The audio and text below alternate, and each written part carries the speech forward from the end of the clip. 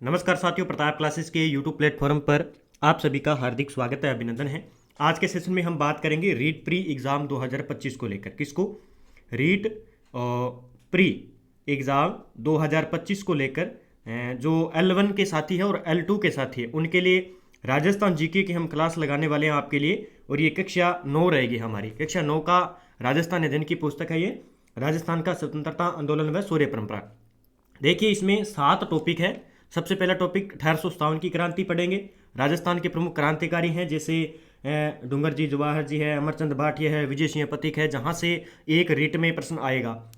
राजस्थान के किसान आंदोलन से प्रश्न पक्का आएगा। जनजाति आंदोलन से आएगा एक प्रश्न। जनजागृति, प्रजामंडल, एकीकरण और सूर्य परंपरा, ये टॉपिक है। इनको अच्छी तरीके से हम वन लाइनर पढ़ेंगे।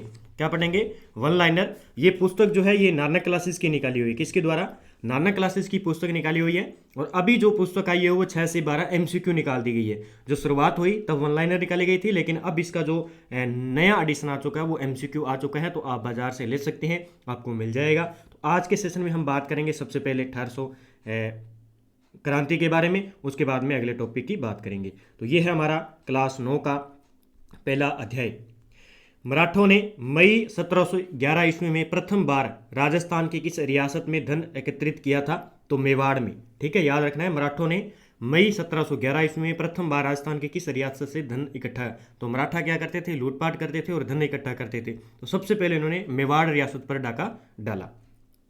अप्रैल 1734 में बूंदी के प्रशासक बुद्ध सिंह ने मराठा सहायता प्राप्त करके किसे गद्दी से हटा दिया था? दलेल सिंह ने। अब क्या किया कि मराठा थोड़े ताकतवर थे और उनकी सेना भी थी और उनका काम होता था कि लूटपाट करना। तो बूंदी के प्रशासक थे बुद्ध सिंह ने, उन्होंने क्या किया? मराठों के साथ सहायता ली और दलेल सिंह को गद्दी पर हटा दिया। तो ये याद रखना थोड़ा सा। किस रियासत के उत्तराधिकारी संघर्ष को लेकर मराठों ने हस्तक्षेप राजस्थान में किया था? बूंदी को। ठीक है, तो पूरी पुस्तक का हम रिवाइज कर लेंगे एक ही वीडियो में, और आप भी साथ साथ में रिवाइज कीजिए। और जो अन्य विद्यार्थी जैसे पटवारी की है, वीडियो की है, या राजस्थान पुलिस की एग्जाम की तैयारी करे हो, जेल प्रेरी की तैयारी करे हो, तो सभी एग्जाम के लिए महत्वपूर्ण है, सेकंड ग्रेड फर्स्ट ग्रेड के लिए। तो अच्छे तरीके से पढ़ें, अध्ययन करें, और यहाँ से आपको प्रश्न देखने को मिलेंगे। राजस्थान में मराठों के शुरुआती दौर में किसने चौथ और अगला कौन सा हो जाएगा? चौथ और सर देशमुखी कर वसूला था। याद रखना है, ये दोनों कर है। तो पेशवा, बाजीराव, इसी पर आपको पता है कि फिल्म भी, मूवीज भी बन चुकी है, बाजीराव। ठीक है, तो राजस्थान के मराठों के शुरुआती दौर में किसने चौथ, याद रखना ये चौथ एक कर है और सर देशमुखी दोनों कर है। ठीक है, अगला प्रश्न है कि मराठों ने मारवाड़ में प्रवेश कर सोजत, रायपुर, जेतारण और परगना में चौथ वसूलना कब प्रारंभ किया? 1742 में। ठीक है, मराठों को राजस्थान से बाहर निकालने के लिए हुरडा सम्मेलन, याद रखना प्रश्न आता है कि हुरडा सम्मेलन का आयोजन कब किया गया, जो असफल रहा था? 17 जुलाई 1734 को। ये डेट पूछी जाती है कि हुरडा सम्मेलन कब हुआ, तो 17 जुलाई 1734, दोनों डेट 17 होगी। ठीक है, और जुलाई आएगा। जयपुर व मराठों की सेनाओं के बीच तुंगा का युद्ध भी पूछा जाता है 1787 में। ठीक है, तो तुंगा का युद्ध कब होता है? 1787 में, 1787। याद रखना है, तुंगा का युद्ध 1787 में हुआ। किसके बीच में? जयपुर और मराठों की सेनाओं के बीच में।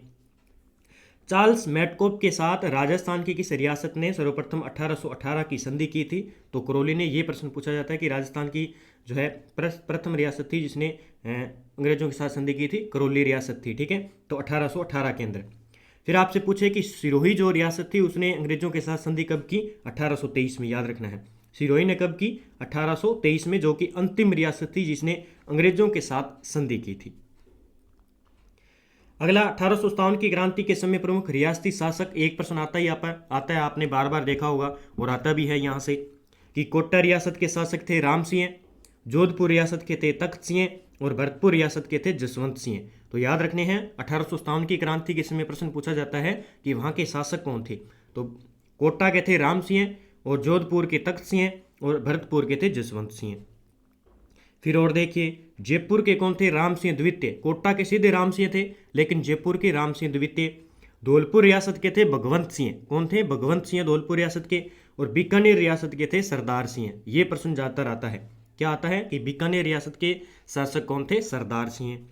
अगला प्रश्न बनता है कि अगला फिर देखिए, करौली के कौन थे? मदन पाल। ये पूछा जाता है।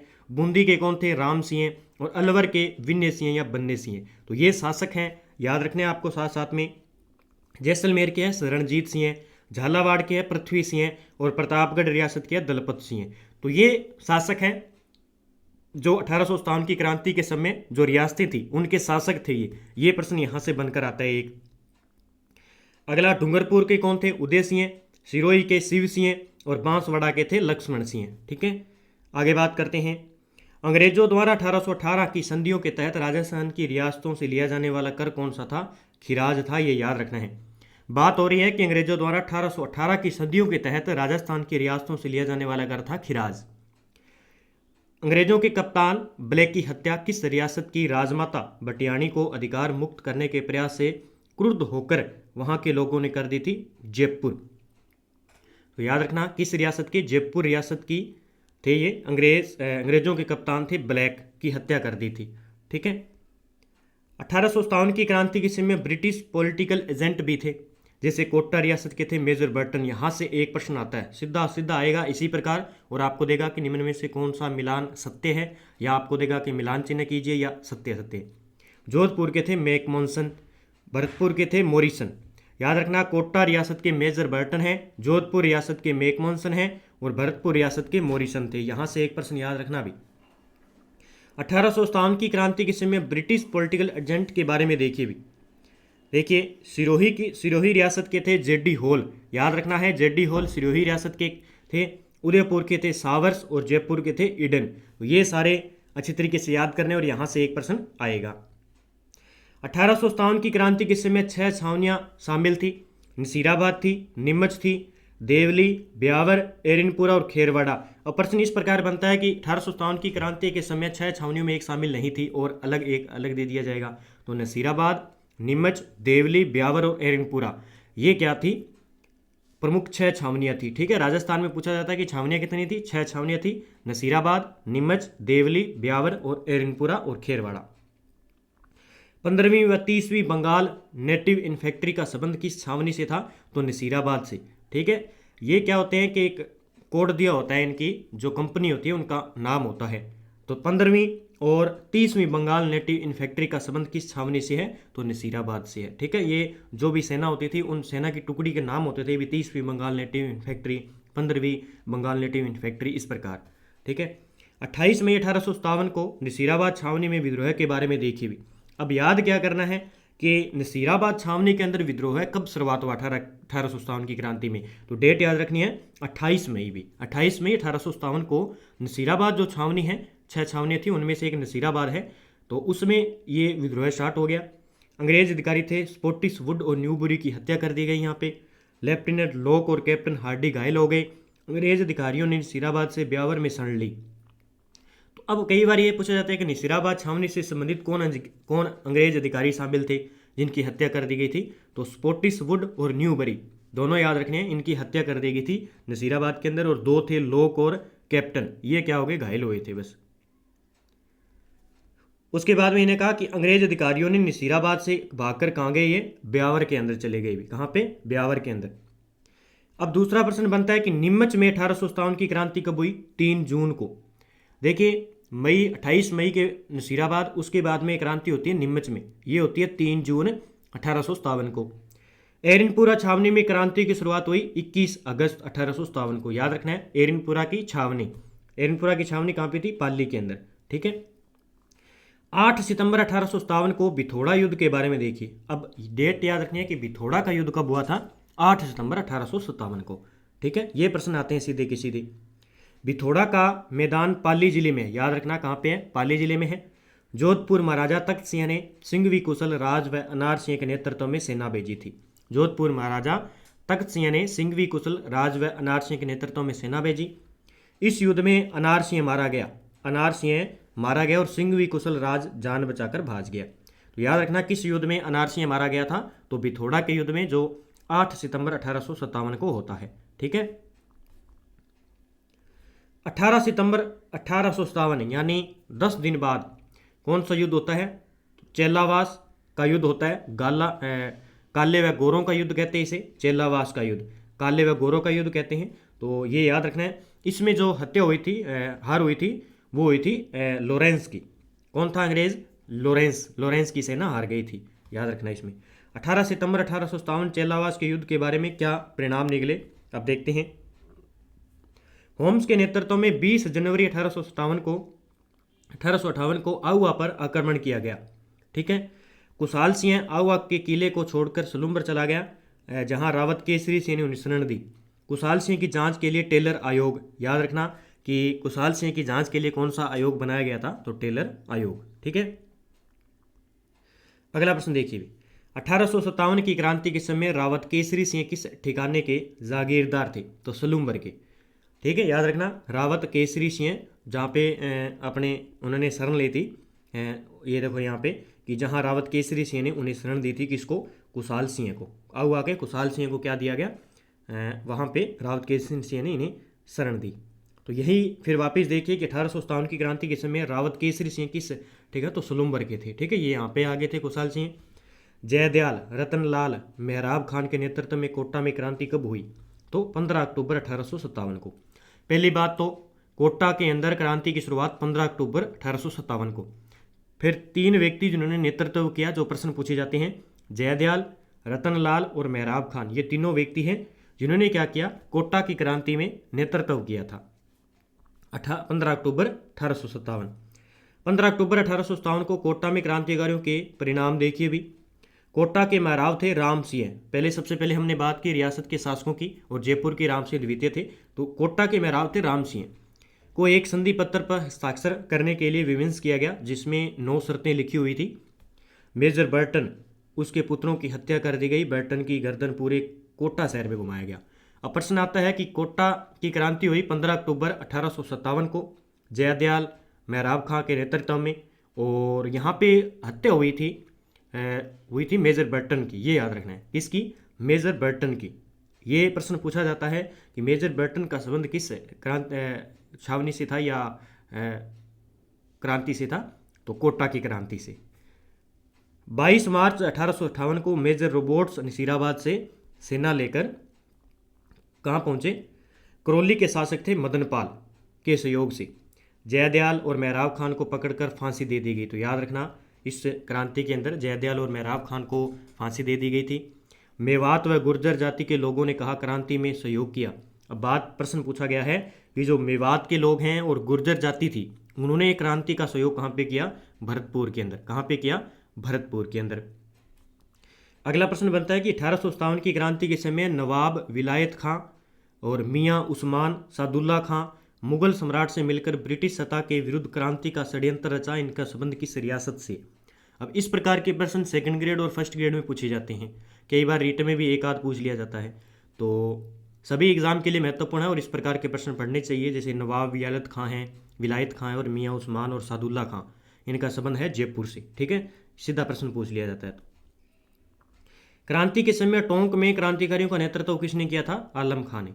तो बात आ रही है टोंक में क्रांतिकारी का नेतृत्व किसने किया, आलम खां थे। ठीक है, टोंक एक मुस्लिम रियासत थी और वहां पे आलम खां ने इसका नेतृत्व किया था। भरतपुर के किस शासक ने अंग्रेजों से संधि के बावजूद होलकर को अंग्रेजों को नहीं सौंपा था, रणजीत सिंह ने। अब बताइए कि रणजीत सिंह कौन था, कि भरतपुर के किस शासक ने, ठीक है, अंग्रेजों से संधि के बावजूद होलकर को अंग्रेजों को नहीं सौंपा, रणजीत सिंह। अगला प्रश्न देखिए, आछो गोरा हट जा, राज भरतपुर को रे गोरा हट जा, भरतपुर गढ़बान को बांको, किलो रे बांको, गोरा हट जा कविता का संबंध किस साहित्यकार से है, ये बांकीदास की है। ये भरतपुर के बारे में लिखा गया है। बांकीदास के बारे में देखिए भी एक प्रश्न आता है बांकीदास के बारे में। बांकीदास मारवाड़ के शासक मान सिंह के राजकवि और काव्य गुरु थे। मारवाड़ के शासक थे मान सिंह के, ये भी याद रखना है। ठीक है, आमेर वाले नहीं है, ये मारवाड़ के शासक मान सिंह के राजकवि व काव्य गुरु थे। ये बातें इंपॉर्टेंट होती है, कई बार प्रश्न पूछ लिया जाता है। तो बांकीदास मारवाड़ के शासक थे, मान सिंह के राजकवि व काव्य गुरु थे। आयो अंग्रेज मुल्क रे ऊपर बांकीदास की रचना है, ये प्रश्न बहुत बार पूछा गया है। उनकी ग्रंथावली नागरिक प्रचारणी सभा से 3 खंडों में प्रकाशित हो चुकी है। ठीक है, तो ये भी याद रखना है, नागरिक प्रचारणी सभा। तो मेन बात ये होगी बांकीदास की, तो एक तो इनकी आयो अंग्रेज मुल्क रहे ऊपर बांकीदास की, और इनके साहित्यक बांकीदासरी ख्याल भी लिखी हुई है, और मारवाड़ के शासक मान सिंह के राज में रहते थे भी। साहित्यकार सूर्यमल मिश्रण के बारे में देख लीजिए, एक प्रश्न आता है। सूर्यमल मिश्रण का जन्म 1815 और मृत्यु हुई 1868 को हुई थी। ठीक है, तो 1815 से लेकर 1868 तक सूर्यमल मिश्रण रहे। 19 अक्टूबर 1990 को 200 पैसे का इन पर डाक टिकट जारी किया गया है। मिश्रण बूंदी के राजा राम सिंह के दरबारी कवि थे। अब सूर्यमल मिश्रण जी का संबंध था अपने बूंदी जिले से, और वहीं हम बात करें तो शासक कौन थे, राम सिंह के दरबारी कवि थे। तो ये प्रश्न पूछ लिया जाता है। और इनकी जन्म जो है 1815 से मृत्यु 1868 हो गई थी, और इन पर 200 पैसे का डाक टिकट भी जारी कर दिया गया है।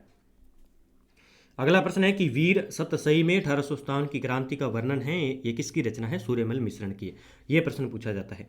आप कमेंट में जवाब दीजिए कि सूर्यमल मिश्रण जी की कौन कौन सी कौन कृति हैं, उनके बारे में आपको अच्छी तरीके से याद भी हो जाएगा। और कमेंट में बताइए कि सूर्यमल मिश्रण जी की जितनी भी कृति हैं वो आप कमेंट में जरूर लिखिए। आहुआ युद्ध पर कविता लिखने वाले साहित्यकार कौन थे, तो कवि गिरवरदान। कौन थे, कवि गिरवरदान। आहुआ युद्ध हुआ था, उस पर कविता लिखी थी कवि गिरवरदान ने।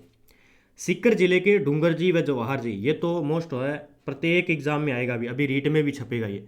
चाचा भतीजा थे, उनमें डूंगर जी के बारे में देखिए भी। सबसे पहले तो दोनों का याद रखना है। एक तो डूंगर जी व जवाहर जी, ये लोक देवता के रूप में भी पूजे जाते हैं और सीकर जिले से हैं। डूंगर जी शेखावटी ब्रिगेड में रिसालदार थे। ठीक है, याद रखना है। डूंगर जी को उसके साले बेरू सिंह ने धोखे से पकड़वा दिया। डूंगर जी को आगरा दुर्ग में बंद किया गया, ये पॉइंट याद रखना है, क्योंकि इस प्रकार के प्रश्न पूछा जाता है कि डूंगर जी को किस दुर्ग में, या अलग और आगे आएंगे धीरे धीरे उनकी भी चर्चा करेंगे, कौन कौन कौन किस दुर्ग में थे। डूंगर जी का निधन जोधपुर दुर्ग में हुआ। अब ये पॉइंट इंपॉर्टेंट है, क्योंकि जवाहर जी तो निकल जाते थे, लेकिन डूंगर जी जो है पकड़ में आ जाते थे। तो आगरा दुर्ग में इन्हें बंद किया गया, वहाँ से इन्हें छुड़ाया भी गया था। फिर उसके बाद में डूंगर जी की जोधपुर दुर्ग में मृत्यु हो गई थी। तो ये बस इतना याद रखना है आपको, ये सीकर से थे। गढ़सीसर बीकानेर के पास जब डूंगर जी व जवाहर जी को अंग्रेजों द्वारा जोधपुर सेना की सहायता से घेरा गया, तो जवाहर जी भागकर कहाँ चले गए, ये खेर खट्टा स्थान है भी। तो याद रखना, डूंगर जी व जवाहर जी, तो ये जवाहर जी जो थे वो लगभग निकल जाते थे, तो जोधपुर की सेना के सहायता से घेरा गया और जवाहर जी वहाँ से खेर खट्टा स्थान पर चले गए थे। 1804 में जाट परिवार में जन्मे लोठू जी निठारवाल का संबंध सीकर जिले से है। अब हम स्टार्ट कर रहे हैं, व्यक्तित्व आ जाएंगे। ठीक है, सबसे पहले 1804 में जाट परिवार में जन्मे लोठू जी निठारवाल। तो लोठू जी निठारवाल को याद रखना, सीकर जिले से। बालू नाई, साखू लुहार और करणा बेल के साथ मिलकर लोठू जी निठारवाल ने आगरा दुर्ग में किसको छुड़वाया था, डूंगर जी को छुड़वाया था। देखिए डूंगर जी पकड़ में आते थे, कहीं भी प्रश्न आ जाए तो पकड़ में डूंगर जी ही आते थे, जवाहर जी निकल जाते थे। तो आगरा दुर्ग से इन्हें छुड़वाया गया था, इन्हें कैद किया गया था, तो ये याद रखना। और जोधपुर दुर्ग में इनकी मृत्यु हो गई थी। तो व्यक्ति गए थे, बालू नाई गया था, साखू लुहार गया था और करणा भील गए थे। इन्होंने जाकर क्या गया, आगरा दुर्ग से इसको छुड़वा लाए कैसे भी करके। 1857 की क्रांति के प्रथम शहीद राजस्थान के मंगल पांडे अमरचंद भाटिया का संबंध किस जिले से है, ये बीकानेर के भी याद रख लेना। अमरचंद भाटिया जी को राजस्थान का मंगल पांडे कहते हैं, और ये बीकानेर के संबंध है, और ये प्रथम शहीद भी हुए थे। अमरचंद भाटिया का जन्म 1793 को हुआ, और जबकि उन्हें 1858 में को फांसी कहाँ दी गई, ग्वालियर में। तो अमरचंद भाटिया का जन्म हुआ था 1793 को, और जबकि उन्हें 1858 में फांसी ग्वालियर के अंदर दी गई थी। विजय सिंह पथिक का जन्म 1882 को उत्तर प्रदेश के किस गांव में हुआ, ये प्रश्न याद रख लेना भी। पिछली बार एक रीट में इस प्रकार का गांव पूछा गया था। तो विजय सिंह पथिक का जन्म है 1882 में, और ये उत्तर प्रदेश में है, और गुट्ठावली गांव में। ठीक है। वीर भारत समाज व राजस्थान सेवा संघ की स्थापना किसने की, विजय सिंह पथिक ने। याद रखना है, वीर भारत समाज और राजस्थान सेवा संघ की स्थापना इन्होंने लगभग 1919 या 1920 आता है, तो विजय सिंह पथिक। बिजोलिया किसान आंदोलन के किस चरण का नेतृत्व विजय सिंह पथिक द्वारा किया गया, द्वितीय। तो प्रश्न देखिए कि बिजोलिया किसान आंदोलन जो 3 चरणों में कंप्लीट हुआ था, तो इसमें द्वितीय चरण जो है अपने किसने किया था, विजय सिंह पथिक ने। विजय सिंह पथिक द्वारा राजस्थान केसरी का प्रकाशन सर्वप्रथम कहाँ किया गया, वर्धा। ये वर्धा कहाँ पे है, महाराष्ट्र के अंदर। याद रखना, वर्धा महाराष्ट्र से विजय सिंह पथिक ने जो राजस्थान केसरी प्रकाशन करवाया था वो वर्धा महाराष्ट्र से करवाया था। राजस्थान केसरी, नवीन राजस्थान और तरुण राजस्थान का संबंध किस क्रांतिकारी से थे, भूप सिंह। भूप सिंह मतलब विजय सिंह पथिक को कहते हैं। किसको, विजय सिंह पथिक का बचपन का नाम था भूप सिंह, और राजस्थान केसरी, नवीन राजस्थान, तरुण राजस्थान का संबंध है भूप सिंह से। राजस्थान व जयपुर में क्रांतिकारी गतिविधियां फैलाने का श्रेय किसे जाता है? अर्जुन लाल सेठी को भी। अर्जुन लाल सेठी को जाता है। बात आ रही है अपने अर्जुन लाल सेठी कहाँ के थे? जयपुर के थे, ये याद रखना ही है। तो जयपुर से संबंधित आ जाए तो अर्जुन लाल सेठी हो जाएगा। अर्जुन लाल सेठी ने जयपुर में जैन शिक्षा प्रचार समिति की स्थापना कब की? 1905 में। याद रखना, इन्होंने जैन शिक्षा प्रचार समिति की स्थापना अर्जुन लाल सेठी के द्वारा की थी। अब हम प्रमुख जो दूसरा टॉपिक हमारा व्यक्तित्व की बात कर रहे हैं। जयपुर में जैन वर्धमान विद्यालय, छात्रावास, पुस्तकालय क्रांतिकारियों को प्रशिक्षण देने के लिए किसने खोला? जिसे जोरावर सिंह, प्रताप सिंह और मानिकचंद्र मोतीचंद और विष्णुदत्त जुड़े हुए थे। अर्जुन लाल सेठी। किस पुस्तक का संबंध अर्जुन लाल सेठी से है? तो शूद्र मुक्ति, स्त्री मुक्ति और महेंद्र कुमार, ये सारी पुस्तकें अर्जुन लाल सेठी से संबंधित है, याद रखना भी।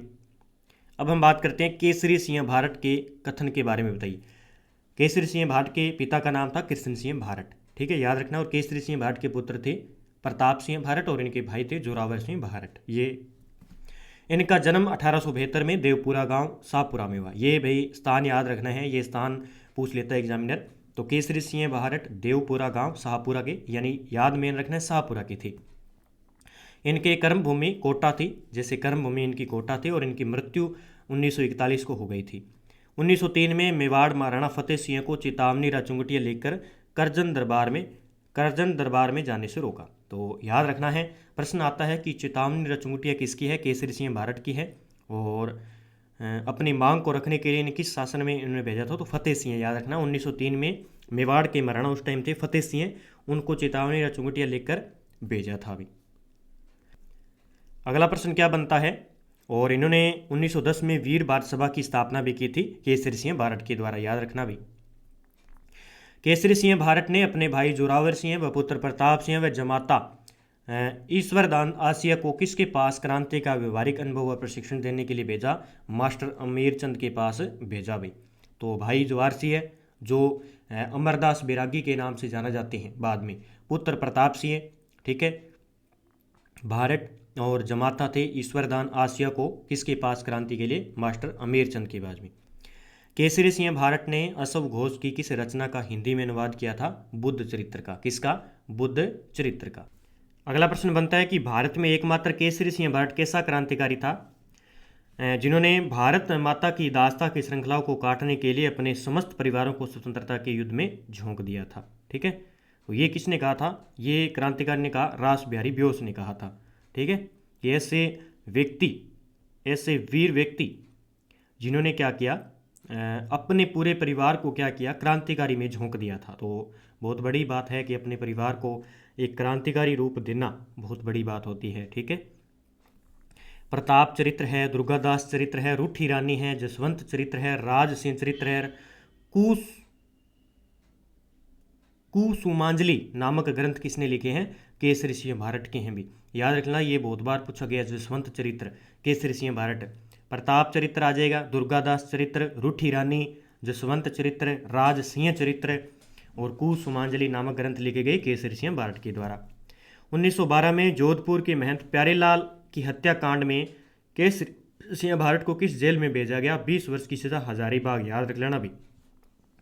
केसरी सिंह भारत के पूरे परिवार ने क्रांतिकारी में झोंक दिया, तो हमें उनका 1000 बार गुणगान करना चाहिए। तो हजारीबाग जेल भी याद रखनी है। ठीक है, 1000 बार गुणगान। हजारीबाग जेल में इन्हें भेजा गया था, 20 वर्ष की सजा दी गई। और किस केस में इन्हें अंदर किया गया था? ये थे महंत प्यारेलाल की हत्या, एक साधु था जोधपुर के अंदर 1912 में। ठीक है, केसरी सिंह भारत के पुत्र प्रताप सिंह भारत का जन्म 1893 में कहाँ हुआ? शाहपुरा के अंदर, दोनों का शाहपुरा के अंदर हुआ था। और अर्जुन लाल सेठी जयपुर के थे, ये याद रखना है। प्रताप सिंह भारत के बारे में देखिए, क्रांतिकारी मास्टर अमीरचंद जो प्रशिक्षण लेते थे, जिन्होंने से अर्जुन लाल सेठी के वर्तमान पाठशाला में प्रशिक्षण लिया था प्रताप सिंह भारत ने। ठीक है, फिर बनारस कांड में गिरफ्तार कर बरेली जेल में 5 वर्ष की सजा प्रताप सिंह भारत को बरेली जेल में, याद रखना है। प्रताप सिंह भारत को बरेली जेल में भेजा गया था बनारस हत्याकांड के अंदर, बनारस हत्याकांड गिरफ्तार के अंदर 5 वर्ष के लिए। 1918 में 22 वर्ष की आयु में शहीद हो गए थे। ठीक है, ये प्रताप सिंह भारत। माँ रोती है तो उसे रोने दो, जिसे सैकड़ों माताओं को न रोना पड़े। यदि मैंने दिल का भेद खोल दिया तो यह मेरी वास्तविक मृत्यु होगी। और मेरी माता पर अमिट कलंक लगेगा। यह वाक्य अंग्रेज अधिकारी क्लीवलैंड, याद रखना ये क्लीवलैंड ने किसे कहा था? प्रताप सिंह बारट। ठीक है, किसने कहे? ये प्रताप सिंह बारट ने किसको कहे? क्लीवलैंड को कहे थे। ठीक है। 1947 में प्रजामंडल आंदोलन के दौरान किसने कहा कि जब तक मेरी जान रहेगी तब तक मैं गांव रास्तापाल की पाठशाला बंद नहीं होने दूंगा? ये थे नाना भाई खाट। याद रखना, 1947 में प्रजामंडल आंदोलन के दौरान कहा कि जब तक मेरी जान रहेगी तब तक मैं गांव रास्तापाल की पाठशाला बंद नहीं हो दूंगा। तो रास्तापाल पाठशाला का संबंध नाना भाई खाट से है, ये प्रश्न पूछा जाता है। राजस्थान के कप्तान उपनाम से कौन से क्रांतिकारी जाने जाते हैं? तो दुर्गा प्रसाद चौधरी। इन्हें राजस्थान के कप्तान के नाम से जाने जाते हैं, दुर्गा प्रसाद चौधरी। दुर्गा प्रसाद चौधरी ने अजमेर व जयपुर से प्रकाशित किस समाचार पत्र का संपादन किया? दैनिक नवज्योति। तो दुर्गा प्रसाद चौधरी जिन्हें राजस्थान के कप्तान के रूप में जाना जाता है और जयपुर से इन्होंने प्रकाशित किया था दैनिक नवज्योति। सीकर के जमनालाल बजाज की पत्नी जानकी देवी बजाज के बारे में बताइए। तो 1956 में पद्म विभूषण मिला है इनको। क्या मिला है? 1956 में जानकी देवी बजाज को पद्म विभूषण मिला हुआ है। याद रखने ना, पत्नी किनके है? ये जमनालाल बजाज की है। तो सीकर के हैं, याद रखना कि सीकर के हैं ये जमनालाल बजाज। कहाँ के? सीकर के। अगला प्रश्न देखिए, 1897 में श्री माधोपुर सीकर में किस क्रांतिकारी महिला का जन्म हुआ था? तो अंजना देवी चौधरी। याद रखना है, अंजना देवी चौधरी। 1857 में श्री माधोपुर सीकर में किस क्रांतिकारी महिला का जन्म हुआ था? 15 अक्टूबर 1912 को। अब बताइए कि ये अंजना चौधरी जो है, इनके पति का नाम क्या था? अंजना चौधरी जी के पति का नाम बताइए कमेंट बॉक्स में। ठीक है, ये सीकर की थी, लेकिन इनके पति कौन थे? इनका जवाब दीजिए आप। 15 अक्टूबर 1912 को खांच रोड मध्य प्रदेश में किस क्रांतिकारी का जन्म हुआ? रत्ना शास्त्री। ठीक है, रत्ना शास्त्री का जन्म मध्य प्रदेश में हुआ था, खांच रोड। और बताइए कि रत्ना शास्त्री किनकी पत्नी थी, ये भी बताइए। वह क्रांतिकारी महिला जिसका विवाह 7 वर्ष की उम्र में हो गया तथा 11 वर्ष की छोटी आयु में विधवा हो गई और फिर उन्होंने गांधीवादी नेता लादूराम जोशी के साथ पुनर्विवाह किया, वो थी रमा देवी। कौन थी? रमा देवी। 1906 में बिजोलिया ठिकाने में तलवार बंधाई कर किसने लगाया था? पृथ्वी सिंह। याद रख लेना भी, तो तलवार बंधाई कर लगाया था पृथ्वी सिंह ने, और 1906 में, ठीक है, तलवार बंधाई कर 1906 में पृथ्वी सिंह ने लगाया था। 1897 में लागबाग करों के विरुद्ध मृत्यु भोज पर किस गांव में एकत्रित हुए थे? गिरधरपुरा गांव में। तो गिरधरपुरा गांव में क्या हुआ कि लागबाग जो लगी हुई थी उनकी करों के विरुद्ध मृत्यु भोज हुई। मृत्यु भोज पर किस गांव में एकत्रित हुए? 1897 में गिरधरपुरा में। अब बात आगे, बिजोलिया किसान आंदोलन 3 चरणों में हुआ था। मैंने कहा था 3 चरणों में हुआ। इनका क्रम देखिए और एग्जाम में पूछा जाता है। प्रथम चरण हुआ था 1897 से लेकर 1915 तक। साधु सीताराम दास थे प्रथम चरण के अंदर आंदोलनकर्ता। द्वितीय चरण में आ गए भी 1915 से 1923 तक विजय सिंह पथिक, और तृतीय चरण में थे 1927 से लेकर 1941 माणिक्य लाल वर्मा, जिन्हें राजस्थान का आधुनिक कहते हैं। ठीक है, ये आपको याद रखने हैं, आधुनिक व्यक्ति माणिक्य लाल वर्मा। 1996 पृथ्वी सिंह ने तलवार बंधाई कर लगाया था, यह था उत्तराधिकारी कर। क्या था? उत्तराधिकारी कर, यह भी याद रखना है। 1996 में पृथ्वी सिंह ने तलवार बंधाई कर लगाया था, यह उत्तराधिकारी, ये क्या था? ये एक उत्तराधिकारी कर था। ठीक है, क्या था? एक उत्तराधिकारी कर था। तो ये याद रखना है अभी, तलवार बंधाई जो कर था ये एक उत्तराधिकारी कर था अभी। राव कृष्ण सिंह ने 1903 में 5 रुपये चवरी कर लगाया, यह था एक पुत्री विवाह पर लगाया गया था अभी, याद रखना है। ये उसके बाद दूसरा ठिकानेदार आ गया था कृष्ण सिंह, उसने 1903 में क्या किया? 5 रुपये पर क्या कर दिया? चंवरी कर लगा दिया अभी। ठीक है, तो चंवरी कर का संबंध किस ठिकानेदार से? ये कृष्ण सिंह भी, याद रखना है। कृष्ण जी, और उत्तराधिकारी जो तलवार बंधाई कर था वो पृथ्वी सिंह के समय था। बस इतना प्रश्न आता है। बरड क्षेत्र, ये बार बार प्रश्न आ रहा है, ये बूंदी किसान आंदोलन से संबंधित है। बरड जो आंदोलन है, बरड क्षेत्र है, वो बूंदी किसान आंदोलन का नेतृत्व किसने किया? नैनूराम शर्मा से। अब प्रश्न आता है कि बरड क्षेत्र का संबंध किस जिले से है? बूंदी जिले से है, बूंदी किसान आंदोलन से संबंधित है, तो नैनूराम शर्मा।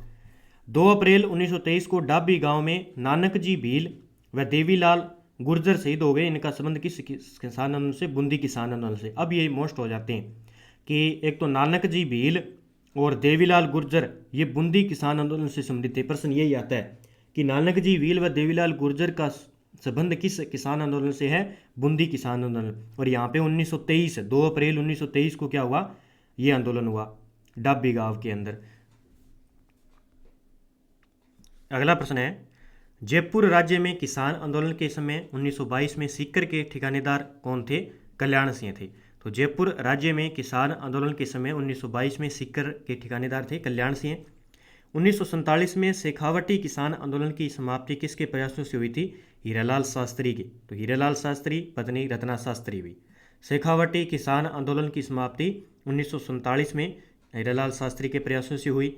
1914 में ठिकानेदार पृथ्वी सिंह की मृत्यु के बाद ठिकानेदार कौन बना? जो अल्पवयस्क था और किस कारण जागीरी प्रशासन कोर्ट ऑफ लॉर्ड्स महाराणा के नियंत्रण में चला? केसरी सिंह। तो याद रखना भी, पृथ्वी सिंह की मृत्यु के बाद ठिकानेदार बना था केसरी सिंह। बिजोलिया ठिकाने में ऊपरमाल क्षेत्र के लोग किसे महात्मा कहकर पुकारते थे? विजय सिंह पथिक को। याद रख लेना, विजय सिंह पथिक को। बिजोलिया ठिकाने में ऊपरमाल जो क्षेत्र था उसके लोग कहते थे विजय सिंह को महात्मा। हरियाली अमावस्या के दिन ऊपरमाल पंच बोर्ड की स्थापना कब हुई? 1917 में। और ये मोस्ट प्रश्न है अभी। ऊपरमाल पंच बोर्ड की स्थापना 1917 में और हरियाली अमावस्या के दिन की गई थी। आगे बात करते हैं, 1921 में मेनाल के भेरू कुंड से किस किसान आंदोलन की शुरुआत हुई? बेंगू किसान आंदोलन। याद रख लेना, बेंगू किसान आंदोलन की शुरुआत 1921 में हुई और मेनाल के भेरू कुंड से। बिजोलिया किसान आंदोलन के दौरान विद्या प्रचारणी का गठन किसने किया था? विद्या प्रचारणी का गठन किसने किया? विजय सिंह पथिक के द्वारा। विद्या प्रचारणी का गठन बिजोलिया किसान आंदोलन के दौरान किया था। बिजोलिया किसान आंदोलन को राष्ट्रीय स्तर की पहचान दिलाने में गणेश शंकर विद्यार्थी के किस समाचार पत्र का योगदान रहा है? तो प्रताप। अब प्रश्न पूछा जाता है कि एक तो याद रखना है कि इस प्रताप जो समाचार पत्र है इसका संबंध किस आंदोलन से है? बिजोलिया किसान आंदोलन से। दूसरे इसके संपादक थे गणेश शंकर विद्यार्थी। ठीक है, तो इन्होंने बहुत बड़ी भूमिका निभाई। नीमूचाना हत्याकांड कब हुआ? 14 मई 1925 को। यह प्रश्न पूछा जाता है। नीमूचाना हत्याकांड हुआ 14 मई 1925 को। 1921 से 25 में अलवर किसान आंदोलन का कारण क्या था? जंगली सूअरों का प्रभाव। महाराजा जयसिंह द्वारा लगान दर बढ़ाना यानी इजारा पद्धति। अगला प्रश्न देखिए, बिजोलिया किसान आंदोलन के दौरान किस प्रमुख नेता ने अपने निजी सचिव महादेव भाई को ऊपरमाल में किसानों की स्थिति की जांच करने के लिए बिजोलिया भेजा? महात्मा गांधी को। ये याद रखना है कि बिजोलिया किसान आंदोलन के दौरान किस प्रमुख नेता ने अपने निजी सचिव महादेव भाई को ऊपरमाल में किसानों की स्थिति की जांच करने के लिए बिजोलिया भेजा था? महात्मा गांधी। 11 फरवरी 1922 को बिजोलिया किसानों व ठिकानेदार के बीच समझौता हुआ। उस समय राजस्थान के एजीजी कौन थे? तो एजी थे होलैंड। प्रश्न पूछा है कि 11 फरवरी 1922 को बिजोलिया किसान आंदोलन व ठिकानेदार के बीच एक समझौता हुआ। उस समय वहाँ के एजीजी थे होलैंड। 1922 में समझौते के तहत बिजोलिया ठिकाने के कितने कर समाप्त कर दिए गए थे? 35 कर। कब? 1922 में समझौते के कारण। ठीक है, 1941 में बिजोलिया किसान आंदोलन समाप्त हो गया। इसके बारे में देखिए भी कब हुआ? 1941 में। इस समय बिजोलिया किसान आंदोलन का नेतृत्व माणिक्यलाल वर्मा कर रहे थे। इस समय मेवाड़ के दीवान विजय राघवाचार्य व राजस्व मंत्री डॉक्टर मनमोहन सिंह मेहता थे। ठीक है, 44 वर्षों तक चलने वाला ये आंदोलन समाप्त हो गया। तो याद रखना कितने वर्ष चला? 44 वर्ष चला और 3 चरण में हुआ था, यह भी याद रखना है। पहला साधु सीताराम दास, दूसरा विजय सिंह पथिक, तीसरा माणिक्यलाल वर्मा।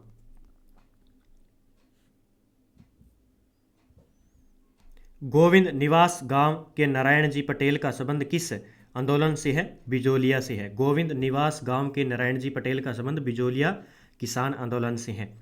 बेंगू किसान आंदोलन के तहत 1923 में शहीद हुए किसान थे रूपा जी और कृपा जी। ये प्रश्न मोस्ट कर लेना भी। तो बेंगू किसान आंदोलन हुआ था 1923 में, शहीद हुए थे रूपा जी और कृपा जी। बेंगू किसान आंदोलन के दौरान हुए समझौते को बोलेशविक समझौते की संज्ञा दी गई। यह किन के बीच हुआ? ये ठाकुर अनूप सिंह और राजस्थान सेवा संघ।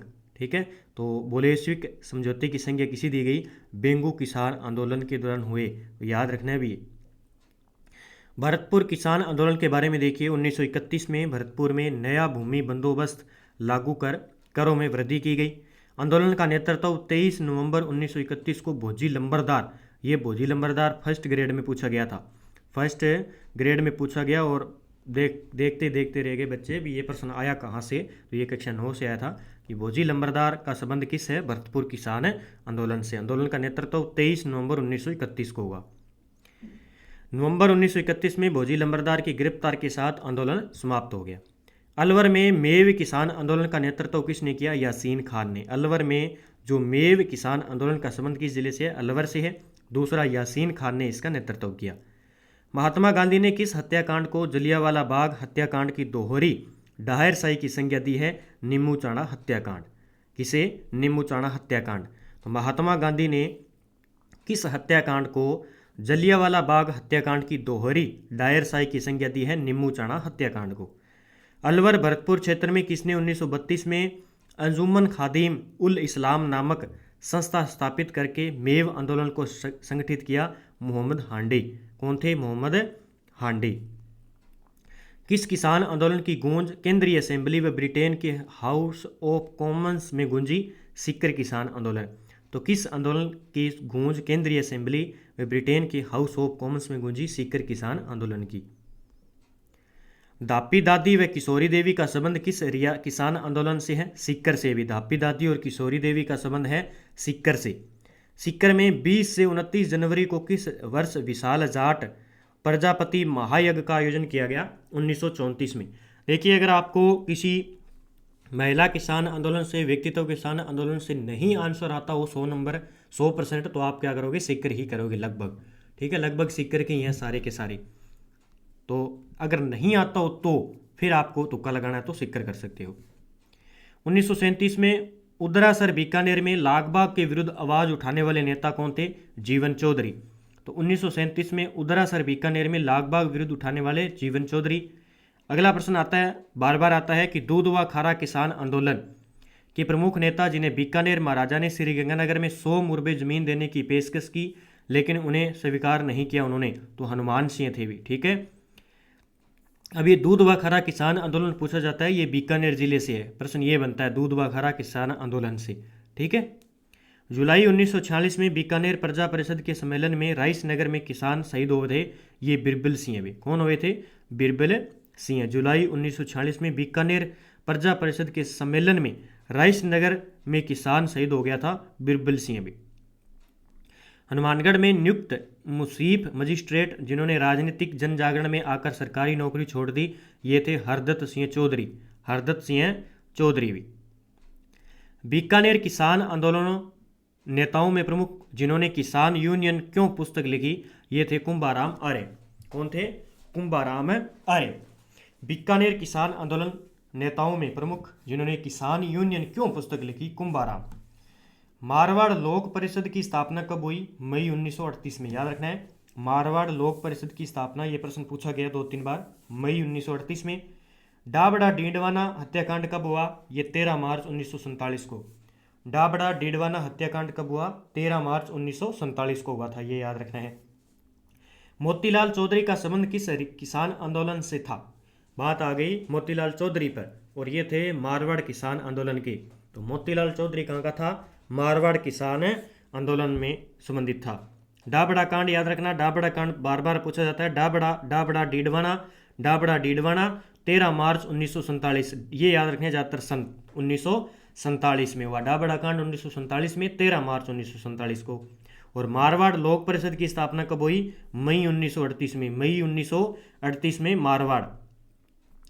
तसीमो कांड बहुत बार प्रश्न पूछा गया, तसीमो कांड का संबंध धौलपुर से भी, तसीमो कांड का संबंध धौलपुर से है। ठीक है, राधा कृष्ण बोहरा, किशनलाल सहाय, CR चौपासनी वाला, मथुरादास माथुर, द्वारकादास पुरोहित, मोतीलाल चौधरी, मीठालाल, विजय शंकर का संबंध किस किसान आंदोलन से है, तो मारवाड़ किसान आंदोलन से है भी। ये व्यक्ति याद रखना सारे के सारे, CR चौपासनी वाला है, मथुरादास माथुर है, द्वारकादास पुरोहित मोतीलाल चौधरी है, मीठालाल है, विजय शंकर का संबंध है मारवाड़ किसान आंदोलन से।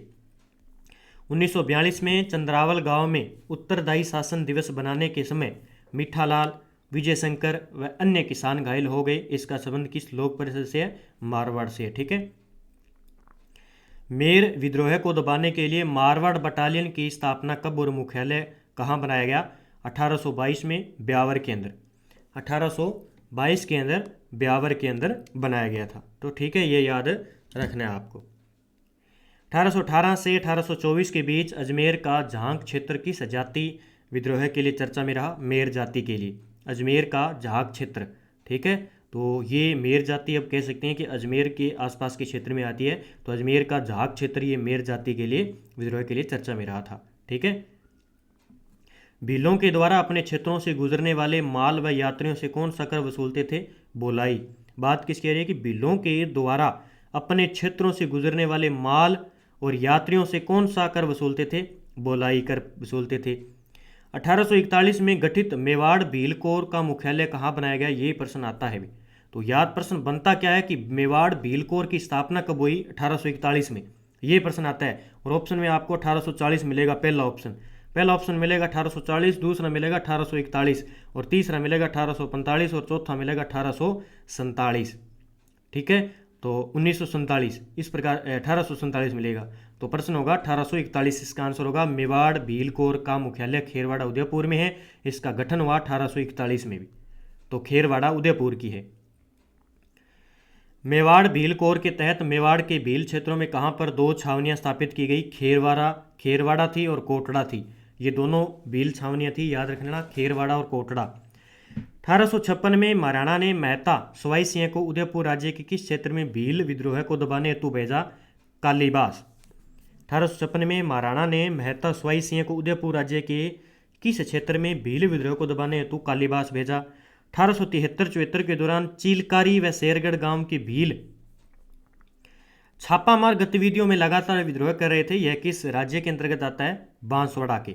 ठीक है, किस? बांसवाड़ा की। अगला प्रश्न है हमारे पास कि भीलों में जन जागृति लाने वाले गोविंद गिरी डूंगरपुर में किस गांव के निवासी थे? बेड़सा के। याद रखना है कि भीलों में जन जागृति लाने वाले व्यक्ति कौन थे? गोविंद गिरी। और ये डूंगरपुर के निवासी थे गोविंद गिरी। ये प्रश्न आता है। और ये निवासी थे डूंगरपुर में। गांव है बेड़सा के थे। गोविंद गिरी का संबंध किस परिवार से था? ये बंजारा परिवार के थे भी। गोविंद गिरी का संबंध किस परिवार से था? बंजारा से। गोविंद गिरी के बारे में देखिए, इन्होंने दयानंद सरस्वती की प्रेरणा से भीलों की सेवा की। कोटा बूंदी अखाड़े के साधु राजगिरी के शिष्य बने। 1883 में सिरोही में संप सभा की स्थापना की। ये मोस्ट कर लेना भी। संप सभा की स्थापना इन्होंने कहाँ पे की? जिला याद रखना, सिरोही के अंदर 1883 में गोविंद गिरी के द्वारा। यह प्रश्न आएगा रेट में कि संप सभा की स्थापना किसने की? गोविंद गिरी ने 1883 में सिरोही जिले के अंदर। और इन्होंने भक्त आंदोलन भी चलाया था। गोविंद गिरी ने 1908 से 1910 तक राजपुताना छोड़कर सूंथ व ईडर के भीलों में कार्य किया। यह किस राज्य में है? गुजरात में है भी। कहाँ पे? गुजरात के अंदर।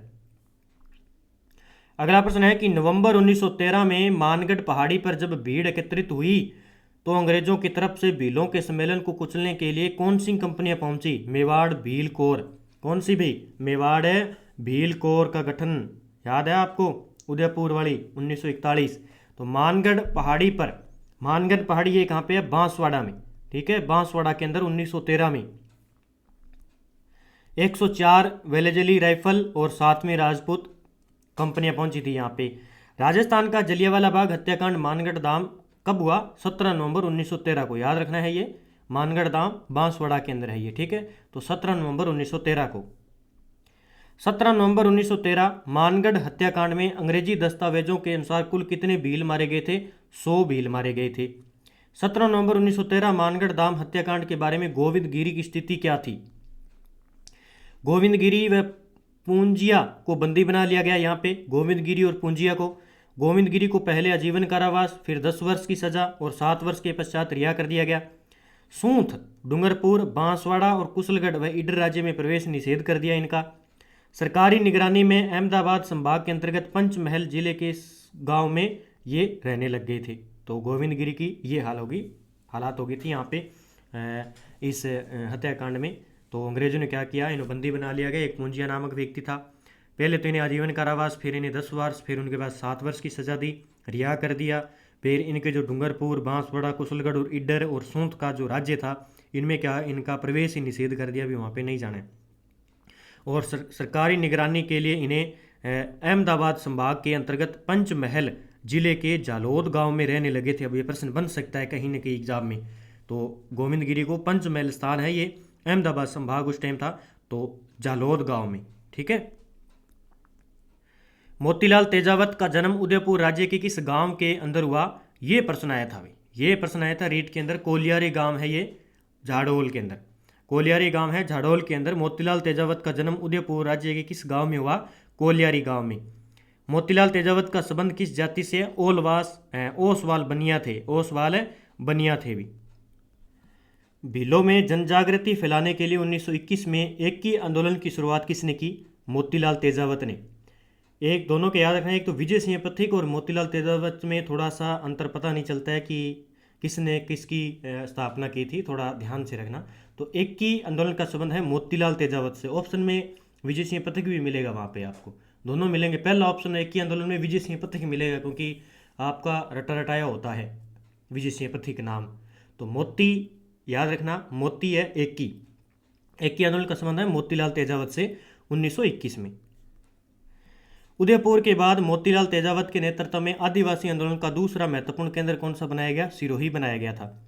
महात्मा गांधी है, विजय सिंह पथिक है, राजस्थान सेवा संघ के नेताओं की सहायता से सिरोही आदिवासी आंदोलन को समाप्त करने का प्रयास किसने किया, जो असफल रहा था, रमाकांत मालवीय।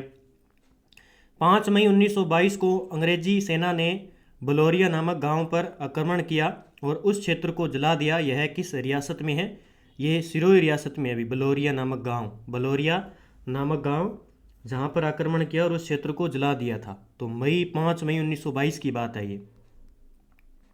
1851 में उदयपुर राज्य के जहाजपुर परगना के किस राजनीतिक जनजाति ने अंग्रेजों के विरुद्ध विद्रोह कर दिया था, मीणा। तो याद रखना 1851 में उदयपुर राज्य के जहाजपुर परगना की किस जनजाति ने अंग्रेजों के विरुद्ध विद्रोह कर दिया, मीणा।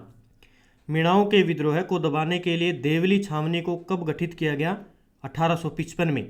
मीणाओं के विद्रोह को दबाने के लिए देवली छावनी को गठित किया गया 1955 में। मानगढ़ हत्याकांड के बाद गोविंद गिरी तथा डूंगर के पटेल पूंजा धीर को बंदी बनाकर कहाँ रखा गया, सीतारामपुर की जेल, अहमदाबाद की साबरमती जेल में।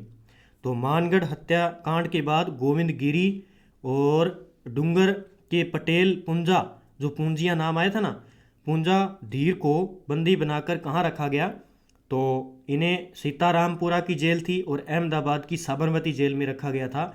ये पॉइंट बड़ा गजब का और ये प्रश्न पूछा जा सकता है। गोविंद गिरी की मृत्यु दंड की सजा को किसने आजीवन कारावास की सजा में बदल दिया, आरपी बारो ने। गुरु गोविंद गिरी की सजा को कम करते हुए उन्हें कब संत रामपुरा जेल से रिहा किया गया, 1 जुलाई 1923 को। सुरजी भगत का संबंध किससे है, भीलों में धार्मिक व सामाजिक सुधारों से संबंधित है सुरजी भगत। ठीक है, कौन है, सुरजी भगत। गुरु गोविंद गिरी का निधन कब हुआ, 30 अक्टूबर 1931 को क्या होती है, इनकी मृत्यु हो जाती है, निधन हो जाता है गुरु गोविंद गिरी का 30 अक्टूबर 1931 को।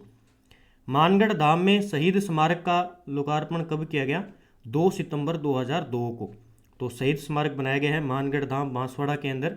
ठीक है, बांसवाड़ा की मानगढ़ पहाड़ी पर गुरु गोविंद गिरी के अनुयायियों पर मेवाड़ राज्य व अंग्रेजी सेना द्वारा किए गए भीषण नरसंहार का शताब्दी समारोह कब प्रारंभ किया गया, 17 नवंबर 2012 को भी।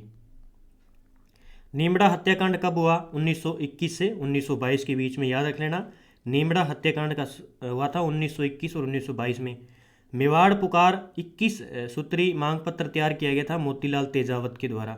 ठीक है, तो मोतीलाल तेजावत ने कौन सा, एक ही आंदोलन चलाया और दूसरा 21 सूत्री मांग पत्र तैयार किया मोतीलाल तेजावत ने। ये याद रखना है, दोनों प्रश्न, एक ही आंदोलन और 21 सूत्री मांग पत्र तैयार किया था मोतीलाल तेजावत ने। ठीक है, मेवाड़ पुकार नामक 21 सूत्री, मेवाड़ पुकार नामक 21 सूत्री मांग पत्र तैयार किया गया था, वापिस आ गया मोतीलाल तेजावत।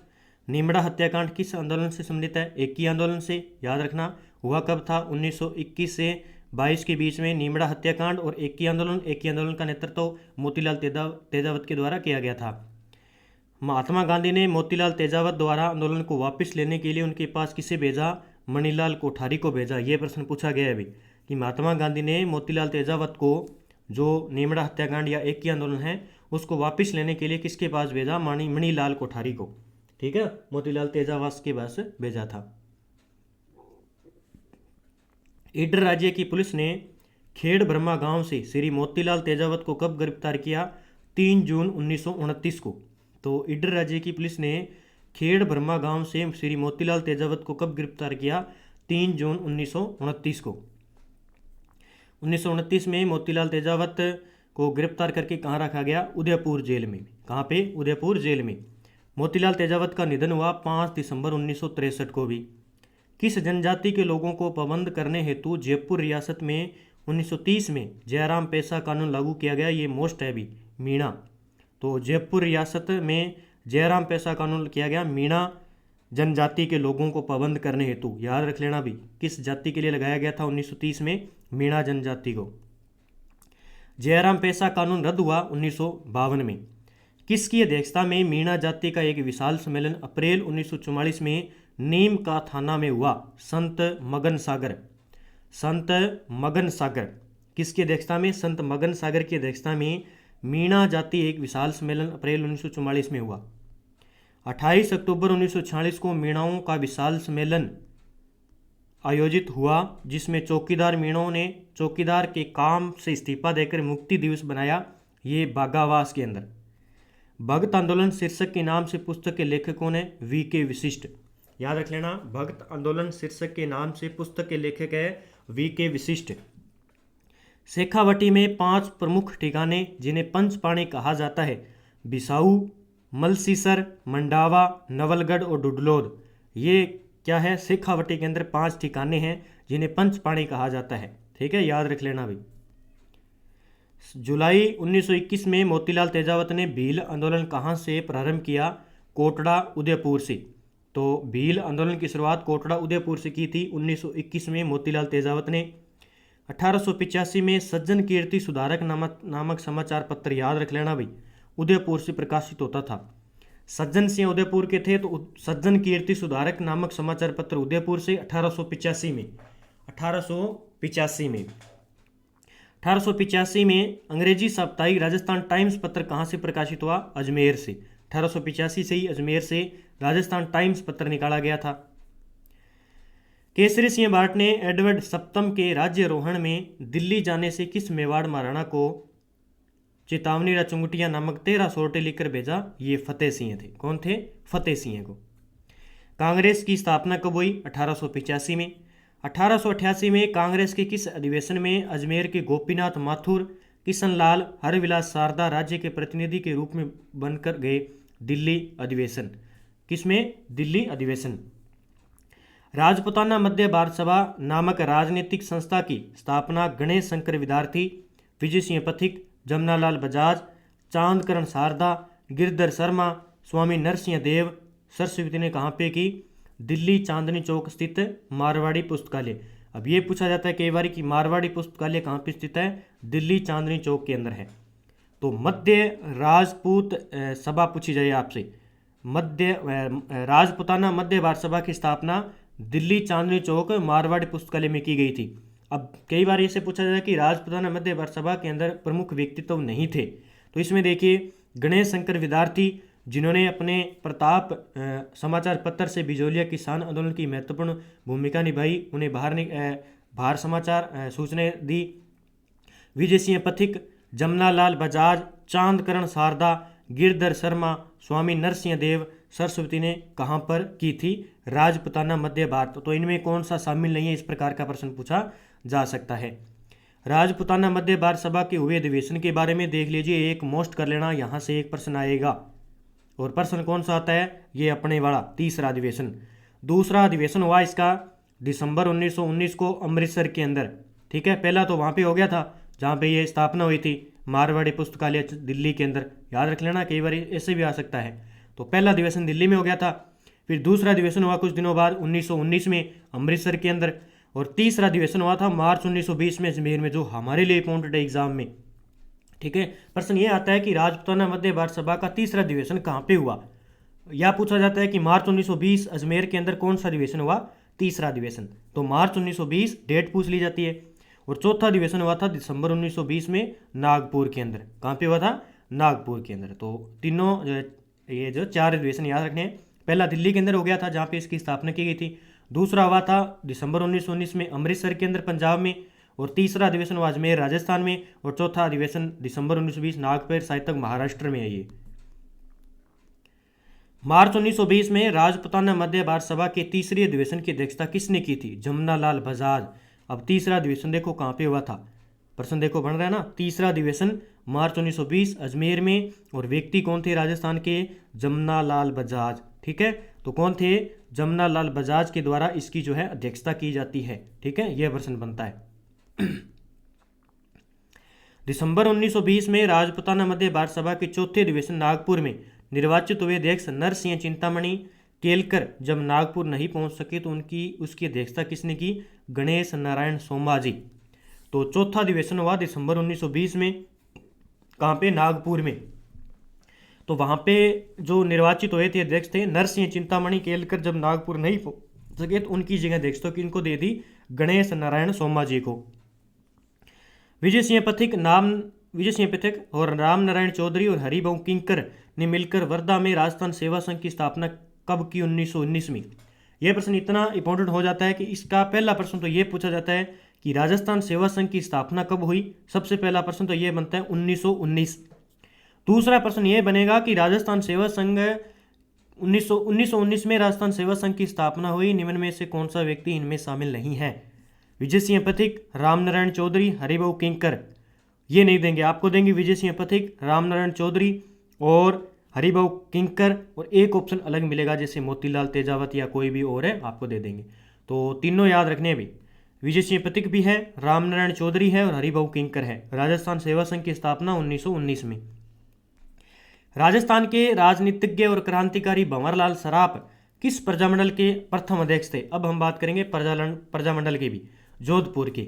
तो भंवरलाल को याद कर लेना, भंवरलाल सराफ है जो है जोधपुर प्रजामंडल से संबंधित थे।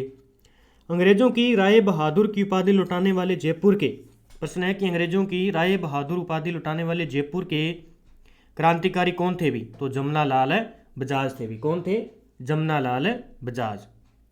15 मार्च 1921 को अजमेर में द्वितीय राजनीतिक सम्मेलन की अध्यक्षता किसने की जिसमें मोतीलाल नेहरू भी उपस्थित थे, तो मौलाना शौकत अली।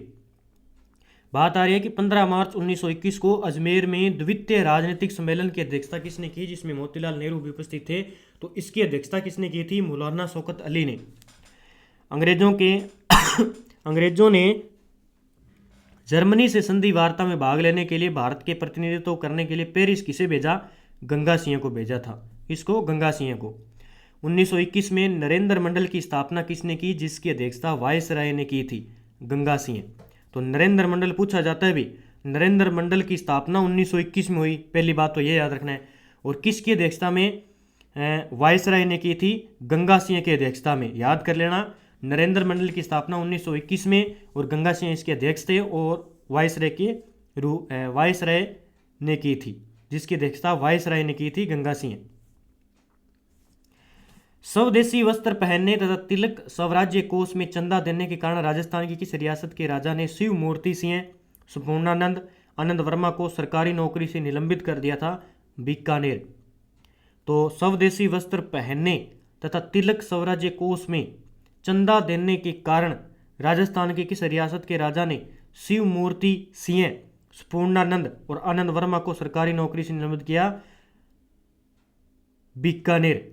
किस रियासत के राजा ने, तो शिव मूर्ति सिंह और संपूर्णानंद और आनंद वर्मा को बीकानेर रियासत के थे भी ये।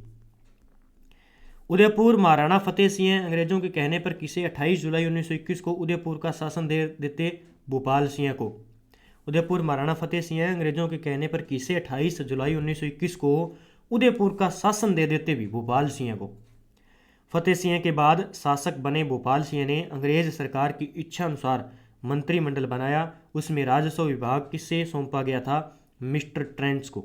किसको भी, राजस्व विभाग था मिस्टर ट्रेंच के पास में।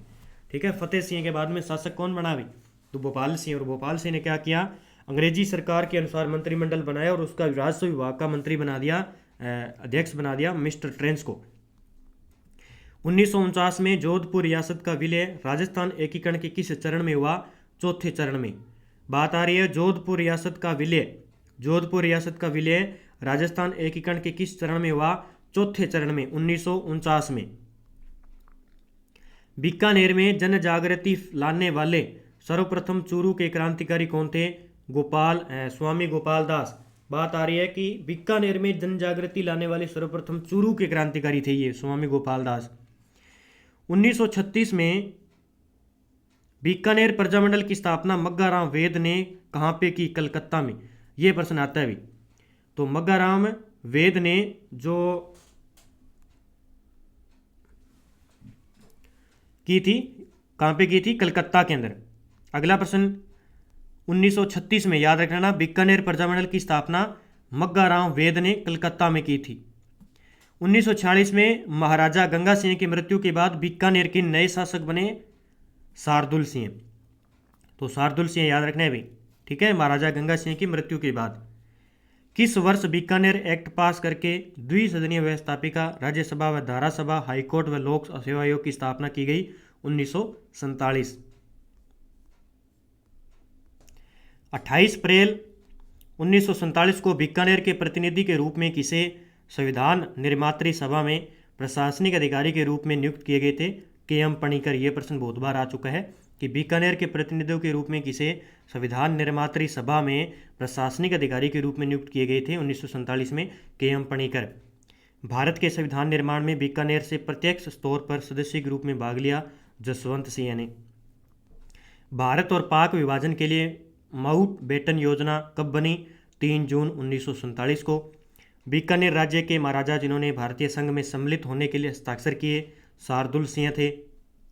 जैसलमेर प्रजामंडल के बारे में देखिए, जैसलमेर का पहला समाचार पत्र विजय 1920 में प्रारंभ हुआ। याद रखना, ये कई बार प्रश्न ऐसा आता है कि समाचार पत्र विजय 1920 का संबंध किस रियासत से है, प्रजामंडल से है, जैसलमेर से। 1932 में माहेश्वरी समाज नवयुवक मंडल का गठन किया गया। याद रखना, एक तो 1932 में माहेश्वरी समाज नवयुवक मंडल की स्थापना की गई। 1945 में मीठालाल व्यास ने जोधपुर में जैसलमेर प्रजामंडल की स्थापना की।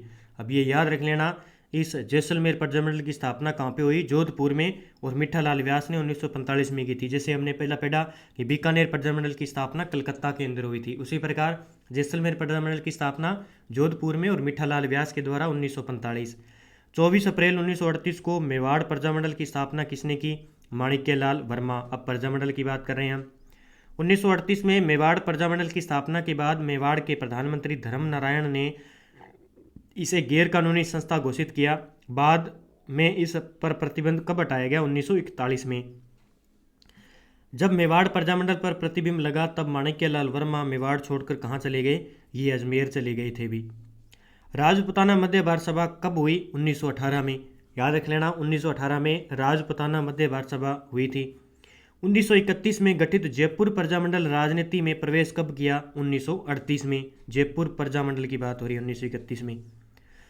अब बात करते हैं प्रजामंडल की स्थापना व उनके बारे में, जहां से प्रश्न बन सकता है।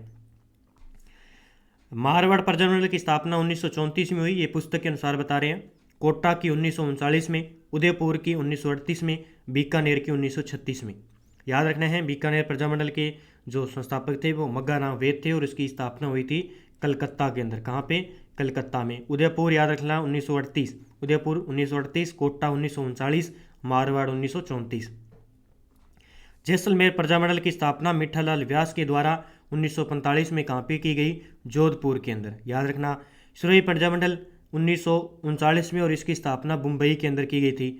भरतपुर 1938 याद रख लेना, अलवर 1938 याद रख लेना, ठीक है। तो सिरोही की 1939 में, भरतपुर की और अलवर की 1938 में स्थापना हुई थी। राजस्थान में जन आंदोलन सर्वप्रथम किस रियासत से प्रारंभ हुआ, जोधपुर से। मारवाड़ लोक परिषद को कब गैर कानून घोषित किया गया था, मार्च 1940 को। मारवाड़ लोक परिषद को कब गैर कानून घोषित किया गया, मार्च 1940 को। मारवाड़ लोक परिषद को कब गैर कानूनी घोषित किया गया? दोबारा आ गया, मार्च 1940। मारवाड़ रियासत में सुभाष चंद्र बोस का आगमन कब हुआ? जनवरी 1938 में आए थे भी। मारवाड़ रियासत में सुभाष चंद्र बोस का आगमन हुआ जनवरी 1938 में। फूलचंद बाफना, शिवदयाल तुलसीदास राठी किस लोक परिषद के डिक्टेटर थे जिन्हें गिरफ्तार किया गया? ये मारवाड़ के थे भी। फूलचंद बाफना है, शिवदयाल है, तुलसीदास राठी है। रमा देवी, कृष्णा कुमारी, दयावंती, सावित्री देवी माथुर और सूरज देवी माथुर का संबंध किस प्रजामंडल से है? जोधपुर से है भी। तो याद रख लेना, रमा देवी जो हमने पहले पढ़ी थी, कृष्णा कुमारी है, दयावंती है, सावित्री देवी है, माथुर या हम कह सकते हैं सूरज देवी माथुर का संबंध है जोधपुर प्रजामंडल से। जून 1947 में जोधपुर के महाराजा उमेद सिंह की मृत्यु के बाद बनाए गए शासक कौन बने? हणोत सिंह। कौन बने? हणोत सिंह। राजस्थान में स्वतंत्रता संघर्ष को 3 चरणों में विभाजित किया गया जाता है, इनमें से कथन सही है? देखिए भी, प्रथम चरण 1927 ईस्वी से पूर्व सामाजिक व मानवतावादी समस्याओं पर केंद्रित था। दूसरा चरण था 1927 से लेकर 1938। 1927 में All India State Peoples Conference की स्थापना हुई। तीसरा चरण की बात करें 1938 से 1949 में, 1938 में हीरापुर कांग्रेस अधिवेशन के बाद प्रजामंडल आंदोलन। ये चरण थे 3। 1941 मेवाड़ प्रजामंडल के प्रथम अधिवेशन के सभापति किन्हें नियुक्त किया गया? जिसमें आचार्य जेबी कृपलानी व विजय लक्ष्मी पंडित भी शामिल हुई। माणिक्यलाल वर्मा को नियुक्त किया गया था प्रथम अधिवेशन के सभापति मेवाड़ प्रजामंडल के 1941 में। दिसंबर 1945 में मेवाड़ प्रजामंडल के निमंत्रण पर अखिल भारतीय देशी राज्य लोक परिषद का 7वां अधिवेशन कहाँ पे हुआ? उदयपुर में हुआ था। तो याद रख लेना, भारतीय देशी राज्य लोक परिषद का 7वां अधिवेशन ये उदयपुर में हुआ था। उदयपुर में 7वें अखिल भारतीय देशी राज्य लोक परिषद की अध्यक्षता किसने की? पंडित जवाहरलाल नेहरू के द्वारा की गई थी। मेवाड़ के संविधान का प्रारूप किसने तैयार किया? के.एम. मुंशी ने। ठीक है, याद रख लेना, मेवाड़ के संविधान का प्रारूप किसने तैयार किया? के.एम. मुंशी भी थे। ठीक है, जो प्रारूप समिति बनाई गई थी जिसके अध्यक्ष थे डॉक्टर भीमराव अम्बेडकर, उसमें के.एम. मुंशी की भी महत्वपूर्ण भूमिका थी भी। कोटा में प्रजामंडल आंदोलन का श्रेय किसे जाता है? नैनूराम शर्मा को। कोटा में आगे देखिए,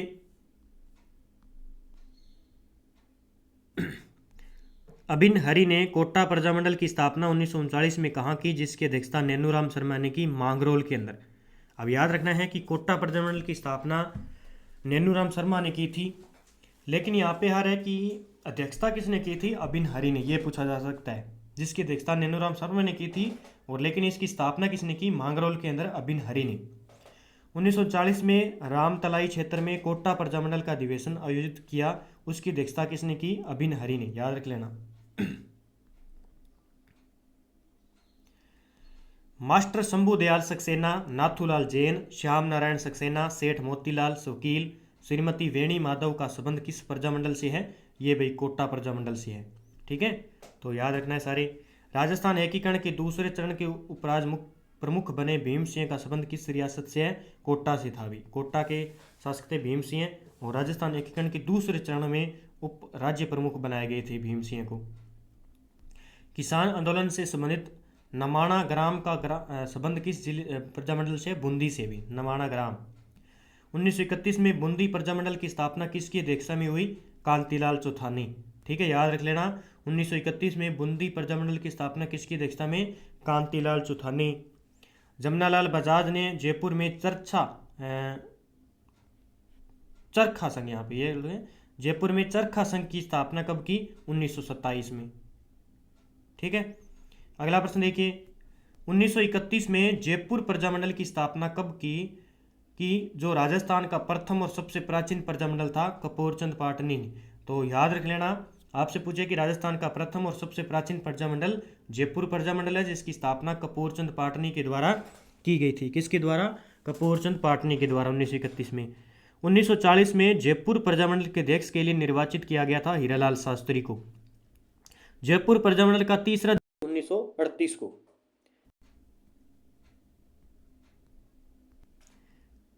अगला है कि 1942 में भारत छोड़ो आंदोलन के दौरान हीरालाल शास्त्री व जयपुर के प्रधानमंत्री जिनके बीच समझौता हुआ मिर्जा इस्माइल थे। याद रखना, भारत छोड़ो आंदोलन के दौरान हीरालाल शास्त्री व जयपुर के प्रधानमंत्री जिनके पास समझौता हुआ मिर्जा इस्माइल 1942 में। जब जयपुर प्रजामंडल ने भारत छोड़ो आंदोलन में भाग नहीं लिया तो किसके नेतृत्व में आज़ाद मोर्चे यानी 1942 का गठन किया गया था? बाबा हरीश चंद्र। किसकी मध्यस्थता में से आज़ाद मोर्चे का जयपुर प्रजामंडल में 1945 में विलय हो गया था? पंडित जवाहरलाल नेहरू की। पंडित हरि नारायण शर्मा को किस रियासत में जनता में जागृति लाने का श्रेय दिया गया? अलवर के अंदर। याद रखना, पंडित हरि नारायण शर्मा का संबंध है अलवर से। पंडित हरि नारायण शर्मा व कुंज बिहारी लाल मास्टर भोलेनाथ ने मिलकर किस प्रजामंडल की स्थापना 1938 में की थी? अलवर की भी। तो अलवर के। अगला प्रश्न, जनवरी 1944 में अलवर प्रजामंडल का प्रथम अधिवेशन किसके अध्यक्षता में हुआ? भवानी शंकर शर्मा। बाबा हरीश चंद्र, चिरंजी लाल मिश्र, विजय देश पांडे और मुक्तिलाल मोदी का संबंध किससे था? आज़ाद मोर्चा से। 1934 में महात्मा गांधी ने राजस्थान का दौरा किया था। सर्वप्रथम वे किस स्थान पर आए थे? अजमेर के अंदर आए थे भी महात्मा गांधी। अलवर के दीवान जिन्हें महात्मा गांधी की हत्या में मिली भगत होने के संदेह के कारण हटाया गया? NB खरे। भरतपुर के शासक जिन्होंने हिंदी को राजभाषा का दर्जा दिया और गांव व नगरों में स्वायत्त शासी संस्थाओं को विकसित किया, वो थे किशन सिंह। राजस्थान एकीकरण के समय जाट झंडा खतरे में है नारा किसने दिया था? ये मान सिंह ने दिया था।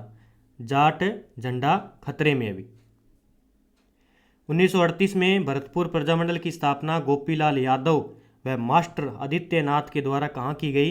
रेवाड़ी के अंदर। भरतपुर प्रजामंडल की स्थापना याद रखना कहाँ पे? रेवाड़ी के अंदर की गई थी 1938 में गोपीलाल यादव और मास्टर आदित्यनाथ।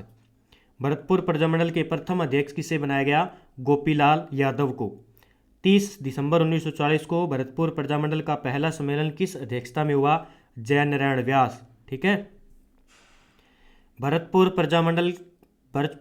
प्रजा परिषद का दूसरा अधिवेशन 23 मई 1945 को कहाँ आयोजित किया गया? ये बयाना के अंदर किया गया था। ठीक है। अगला प्रश्न है, ब्रज प्रतिनिधित्व समिति का गठन कब किया गया? जिसके नेता जुगल किशोर चतुर्वेदी व उपनेता मास्टर आदित्यनाथ थे 1942 में। 1936 में धौलपुर प्रजामंडल की स्थापना किसने की? कृष्णदत्त पालीवाल। ये प्रश्न पूछा जाता है। 1936 में धौलपुर प्रजामंडल की स्थापना कृष्णदत्त पालीवाल ने की। अगला प्रश्न देखिए दोस्तों, स्वामी श्रद्धानंद को किस रियासत में जन चेतना का कार्य करने के लिए जाना जाता है? धौलपुर में। तो सीमो कांड का संबंध किस प्रजामंडल से? धौलपुर से। 1938 में त्रिलोक चंद माथुर, चिरंजी लाल शर्मा व मानसिंह ने किस प्रजामंडल की स्थापना की? करौली प्रजामंडल की। तो याद रखना, त्रिलोक चंद माथुर और चिरंजी लाल शर्मा और मानसिंह। भूपेंद्र नाथ त्रिवेदी व विनोद चंद्र के द्वारा 1943 में किस प्रजामंडल की स्थापना की गई? बांसवाड़ा की। तो याद रखना, भूपेंद्र नाथ त्रिवेदी और विनोद चंद्र के द्वारा 1943 में बांसवाड़ा की स्थापना की गई। भोगीलाल पांड्या ने डूंगरपुर प्रजामंडल की स्थापना कब की? 1944 में। याद रख लेना, डूंगरपुर प्रजामंडल की स्थापना भोगीलाल पांड्या ने, ये प्रश्न आएगा पक्का रेट में, 1944 के अंदर की गई थी।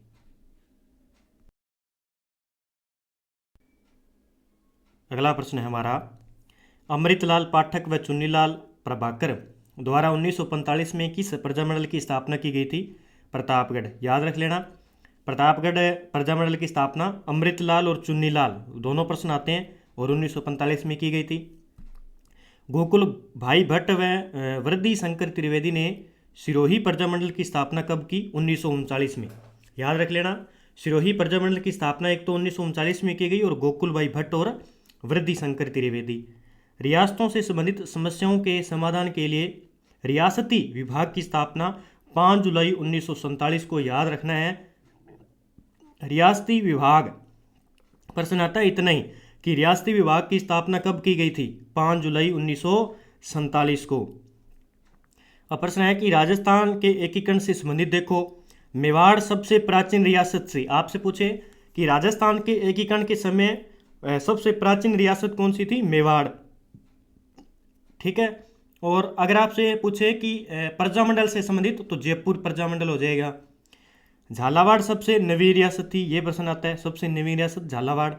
मारवाड़ क्षेत्रफल की दृष्टि से सबसे बड़ी रियासत थी, कौन सी? मारवाड़ क्षेत्रफल की दृष्टि से। शाहपुरा क्षेत्रफल व जनसंख्या की दृष्टि से सबसे क्या थी? छोटी। शाहपुरा एक तो क्षेत्रफल से भी और जनसंख्या से भी सबसे छोटी रियासत थी, इतना याद रखना है। आगे बात करते हैं, मेवाड़ में संविधान का प्रारूप किसके द्वारा तैयार किया गया? के.एम. मुंशी के द्वारा। दोबारा प्रश्न आ गया, 1 नवंबर 1956 को पुनर्गठन के समय राजस्थान में जिलों की संख्या कितनी थी? 26 थी। मत्स्य संघ में कौन से जिले शामिल थे? भरतपुर, अलवर, धौलपुर, करौली। यानी ए, बी और सी और डी, अलवर, भरतपुर, करौली, धौलपुर, ये मत्स्य संघ के अंदर शामिल थे भी, याद रखना ये 3 रियासतें। राजस्थान एकीकरण में कुल कितना समय लगा? 8 वर्ष 7 माह 14 दिन, याद रखना है 8 वर्ष 7 माह 14 दिन। अजमेर मेरवाड़ा के प्रथम और एकमात्र मुख्यमंत्री कौन थे? हरुभाऊ उपाध्याय। ठीक है, किसके? अजमेर मेरवाड़ा के प्रथम और एकमात्र मुख्यमंत्री।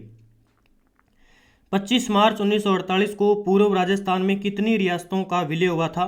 9 रियासत का। तो 25 मार्च 1948 को पूर्व राजस्थान में कितनी रियासत का विलय हुआ? 9 का।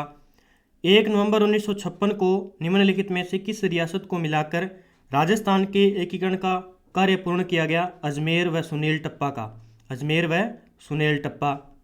ठीक है, 1 नवंबर 1956 को निम्नलिखित में से किस को मिलाकर राजस्थान के एकीकरण का कार्य पूर्ण किया गया? अजमेर व सुनील टप्पा को। ये दोबारा प्रश्न आ गया।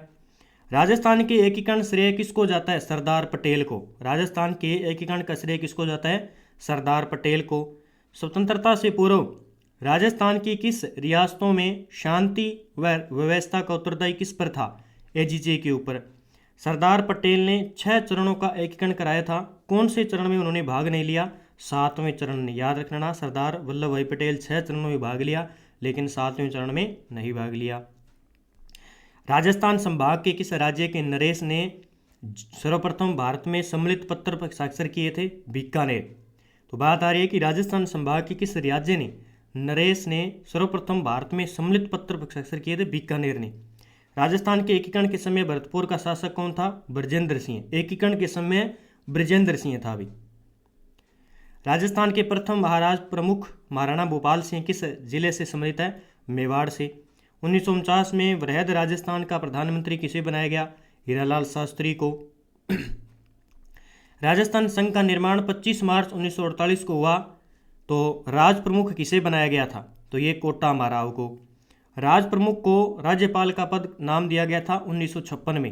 राज प्रमुख को राज्यपाल का पद दिया गया 1956 में। मत्स्य संघ की राजधानी किसे बनाया? अलवर को बनाया गया था मत्स्य संघ। निम्न में से किसे राजस्थान संघ में शामिल करके संयुक्त राजस्थान का निर्माण किया? उदयपुर को। संयुक्त राजस्थान संघ का राज प्रमुख किसे बनाया गया? भूपाल सिंह को।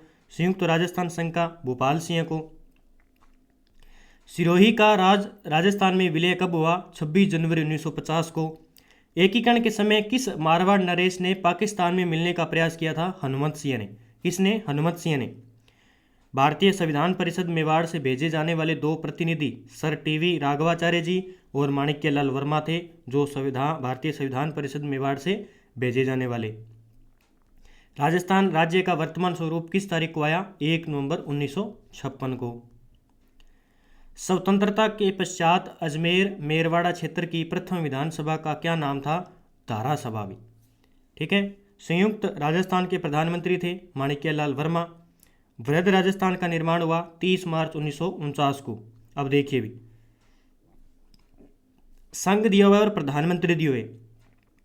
मत्स्य संघ के प्रधानमंत्री थे श्री शोभाराम कुमावत, और राजस्थान संघ के थे गोकुललाल असावा। संयुक्त राजस्थान के थे माणिक्यलाल वर्मा। तो ये प्रधानमंत्री दिए हुए हैं अलग। आगे देखते हैं, राजस्थान के एकीकरण से संबंधित देखिए, राजस्थान संघ व उदयपुर ये संयुक्त राजस्थान के अंदर। अलवर, भरतपुर, धौलपुर, करौली मत्स्य संघ के अंदर थे।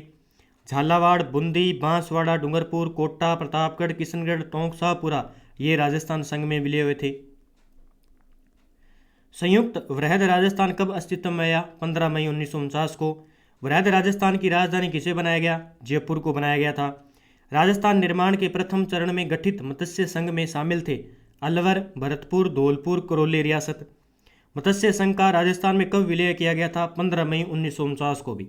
मत्स्य संघ का राजस्थान में कब विलय किया गया? 15 मई 1949 को भी याद कर लेना। भारत सरकार ने किस समिति की सिफारिश पर मत्स्य संघ को वृहद राजस्थान में मिलाया गया? डॉक्टर शंकर देव राय समिति। ये प्रश्न आता है भी, डॉक्टर शंकर देव राय समिति। राजस्थान के एकीकरण की प्रक्रिया के समय मत्स्य संघ की वार्षिक आय कितनी थी? 184 लाख रुपए।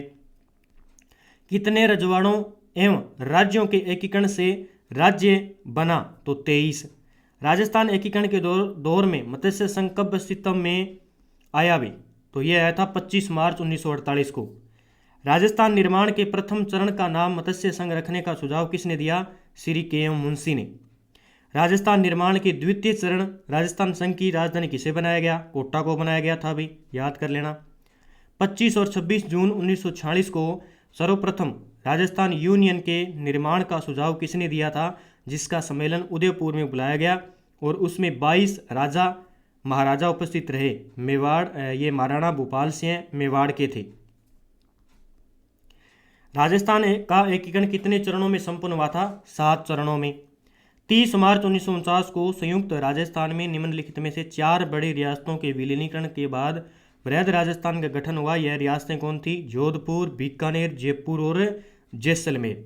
ठीक है, इसमें वृहद राजस्थान का गठन हुआ था। मत्स्य संघ की किस रियासत ने संयुक्त वृहद राजस्थान में विलय में आनाकानी की थी? धौलपुर। मत्स्य संघ का प्रधानमंत्री किसे बनाया गया? शोभाराम कुमावत को भी। सुनेल टप्पा जो मंदसौर जिले का भाग था का राजस्थान में विलय हुआ 1 नवंबर 1956 को। संयुक्त राजस्थान का उद्घाटन किसके द्वारा किया गया? जवाहरलाल नेहरू के द्वारा। संयुक्त राजस्थान का उद्घाटन किसके द्वारा किया गया? जवाहरलाल नेहरू के द्वारा किया गया। क्षेत्रफल की दृष्टि से स्वतंत्रता के समय सबसे बड़ी रियासत कौन सी थी? मारवाड़ थी भी। कौन सी? मारवाड़। मत्स्य संघ का राज प्रमुख किसे बनाया गया? उदयभान सिंह को, धौलपुर के थे। तो मत्स्य संघ का राज प्रमुख है उदयभान सिंह, धौलपुर के। मत्स्य संघ का उद्घाटन कहाँ किया गया? भरतपुर के किले में। अजमेर मेरवाड़ा का राजस्थान में विलय कब हुआ? 1 नवंबर 1956 को। राजस्थान संघ का प्रधानमंत्री किसे बनाया गया? गोकुललाल असावा को भी। किसको? याद रखना, राजस्थान संघ का प्रधानमंत्री किसे बनाया गया? गोकुललाल असावा को। राजस्थान संघ का प्रधानमंत्री किसे बनाया गया? गोकुललाल असावा को। वृहद राजस्थान का उद्घाटन कहाँ किया गया? जयपुर के अंदर। वृहद राजस्थान का उद्घाटन कहाँ किया गया? जयपुर के अंदर। राजस्थान संघ के विलय पत्र पर हस्ताक्षर करते हुए किस महाराजा ने कहा था कि मैं अपने डेथ वारंट पर हस्ताक्षर कर रहा हूँ? चंद्रवीर सिंह, ये बांसवाड़ा के थे और ये बार बार प्रश्न आता है भी कि राजस्थान संघ के विलय पर पत्र पर हस्ताक्षर करते हुए किस महाराजा ने कहा था कि मैं अपने डेथ वारंट पर हस्ताक्षर कर रहा हूँ? चंद्रवीर सिंह ने। वृहद राजस्थान के गठन के समय शिक्षा विभाग किस रियासत को प्रदान किया गया था? बीकानेर को शिक्षा विभाग दिया गया था। बीकानेर महाराजा शार्दुल सिंह ने भारत में सम्मिलित होने के लिए दस्तावेजों पर कब हस्ताक्षर किए थे? 7 अगस्त 1947 को। टिक्काराम पालीवाल को किस चुनाव में राजस्थान का प्रथम निर्वाचित मुख्यमंत्री बनाया गया? और ये प्रश्न आता है कि राजस्थान के प्रथम निर्वाचित मुख्यमंत्री कौन है? टिक्काराम पालीवाल है और 1952 के चुनाव में। पी सत्यानारायण समिति की सिफारिश पर रियासतों में विभागों का आवंटन देखिए भी। हाईकोर्ट था जोधपुर के पास, आज भी है। राजधानी थी जयपुर। खनिज विभाग था उदयपुर के पास। वन व सहकारी विभाग था कोटा के पास। कृषि विभाग था भरतपुर के पास और शिक्षा विभाग है बीकानेर की। ये कई बार प्रश्न पूछ लिए जाते हैं। नवंबर 1947 को सिरोही को राजपुताना एजेंसी से हटाकर किस एजेंसी के अंतर्गत रख दिया गया? गुजरात एजेंसी के अंतर्गत रख दिया गया था। अगला प्रश्न देखिए, राजस्थान एकीकरण के समय चर्चा में रहा हातल गांव किस राजनीतिक नेता से संबंधित था जहां उनका जन्म हुआ था? तो गोकुल भाई भट्ट। ये प्रश्न आया हुआ है अभी। हातल गांव पूछा गया कि हातल गांव का संबंध किस जिले से है? सिरोही से। ये राजस्थान कर्मचारी चयन बोर्ड द्वारा पूछा गया था। तो ये यहाँ पे हातल गांव में गोकुल भाई भट्ट का जन्म हुआ था। राजस्थान में कोई छोटा सा राज्य भी ऐसा नहीं जिसमें थर्मोपल्ली जैसी रणभूमि में हो, और शायद ऐसा कोई नगर ना मिले जहां लियोनार्ड जैसे वीर पुरुष पैदा नहीं हुआ हो। यह कथन है कर्नल जेम्स टोड का भी। यह कथन किसका है? राजस्थान की भूमि में ऐसा कोई फूल नहीं होगा जो राष्ट्रीय वीरता और त्याग की सुगंध से भरपूर नहीं झूला हो। तो कर्नल जेम्स टोड। आओ बच्चे तुम्हें दिखाएं झांकी हिंदुस्तान की, हे मेरे वतन के लोगों नामक प्रसिद्ध गीत किसने लिखा? कवि प्रदीप के द्वारा लिखा गया है। आओ बच्चों तुम्हें दिखाएं झांकी हिंदुस्तान की, और हे मेरे वतन के लोगों गीत है ये कवि प्रदीप। 1912 में लॉर्ड हार्डिंग को मारने के प्रयास में हुए दिल्ली बम कांड में राजस्थान के कौन से क्रांतिकारियों की महत्वपूर्ण भूमिका थी? तो प्रताप सिंह भारत और जोरावर सिंह भारत, चाचा भतीजा। ठीक है। सिरोही में गोविंद गिरी ने संप सभा की स्थापना 1883 में की थी, हमने पहले भी पढ़ चुके हैं। तो गोविंद गिरी ने संप सभा की स्थापना 1883 में सिरोही में की थी, और पक्का प्रश्न आएगा। मेजर पीरू सिंह शेखावत का जन्म 20 मई 1918 को कहाँ पे हुआ? ये प्रश्न बहुत बार आ चुका है। तो रामपुरा बेरी झुंझुनू से संबंधित है ये। मेजर पीरू सिंह शेखावत का जन्म 20 मई 1918 को हुआ था। 18 जुलाई 1948 को कश्मीर में पाकिस्तान के कबाइलियों से मुठभेड़ में शहीद हुए मेजर पीरू सिंह शेखावत को परमवीर चक्र कब मिला? 1952 में। ठीक है। अब राजस्थान के प्रमुख जो व्यक्तित्व है उनके बारे में टॉपिक है ये लास्ट का, विविध। राजस्थान के किस जिले में मेजर शैतान सिंह का जन्म 1 दिसंबर 1924 को हुआ? जोधपुर। तो मेजर शैतान सिंह कहाँ के थे? जोधपुर के थे। ठीक है। दिसंबर 1924 में इनका जन्म होता है। 1962 में भारत चीन युद्ध में शहीद मेजर शैतान सिंह को किस वर्ष परमवीर चक्र से सम्मानित किया गया? 1963 में। कब किया गया? 1963 में भी। राजस्थान के किस वीर सपूत को राजस्थान का पहला महावीर चक्र प्रदान किया गया? सूबेदार चुनाराम फागड़िया को। इन्हें क्या गया? राजस्थान की इस वीर सपूत को राजस्थान का पहला महावीर चक्र प्रदान है सूबेदार चुनाराम फागड़िया को भी। सूबेदार चुनाराम फागड़िया का जन्म 1923 में डलमास की ढाणी में हुआ। यह किस जिले से है? सीकर के अभी है। ठीक है। चुनाराम फागड़िया। शेखला जुनावास गांव जोधपुर में 1 दिसंबर 1923 को जन्मे शहीद सैनिक ढोकल सिंह को मरणोपरांत कौन सा पुरस्कार प्रदान किया गया? महावीर चक्र। ब्रिगेडियर रघुवीर सिंह राजावत को राष्ट्रपति डॉक्टर सर्वपल्ली राधाकृष्णन ने किस सम्मान से सम्मानित किया? महावीर चक्र से। किसको? ये ब्रिगेडियर थे रघुवीर सिंह को। निम्न में से राजस्थान के किस वीर सेनानी को मरणोपरांत महावीर चक्र दिया गया? सैनिक ढोकल सिंह को। ठीक है। 26 जनवरी 1972 को महावीर चक्र से सम्मानित कर्नल उदय सिंह भाटी का संबंध किस जिले से रहा है? शेरगढ़ जोधपुर से भी। महावीर चक्र से सम्मानित लेफ्टिनेंट कर्नल हनूत सिंह का संबंध किस जिले से है? बाड़मेर से भी। हनूत सिंह का जन्म संबंध है बाड़मेर से। अब देखिए वीर सपूतों को प्राप्त सम्मान के बारे में देखिए। लेफ्टिनेंट कर्नल सवाई भवानी को महावीर चक्र मिला हुआ है।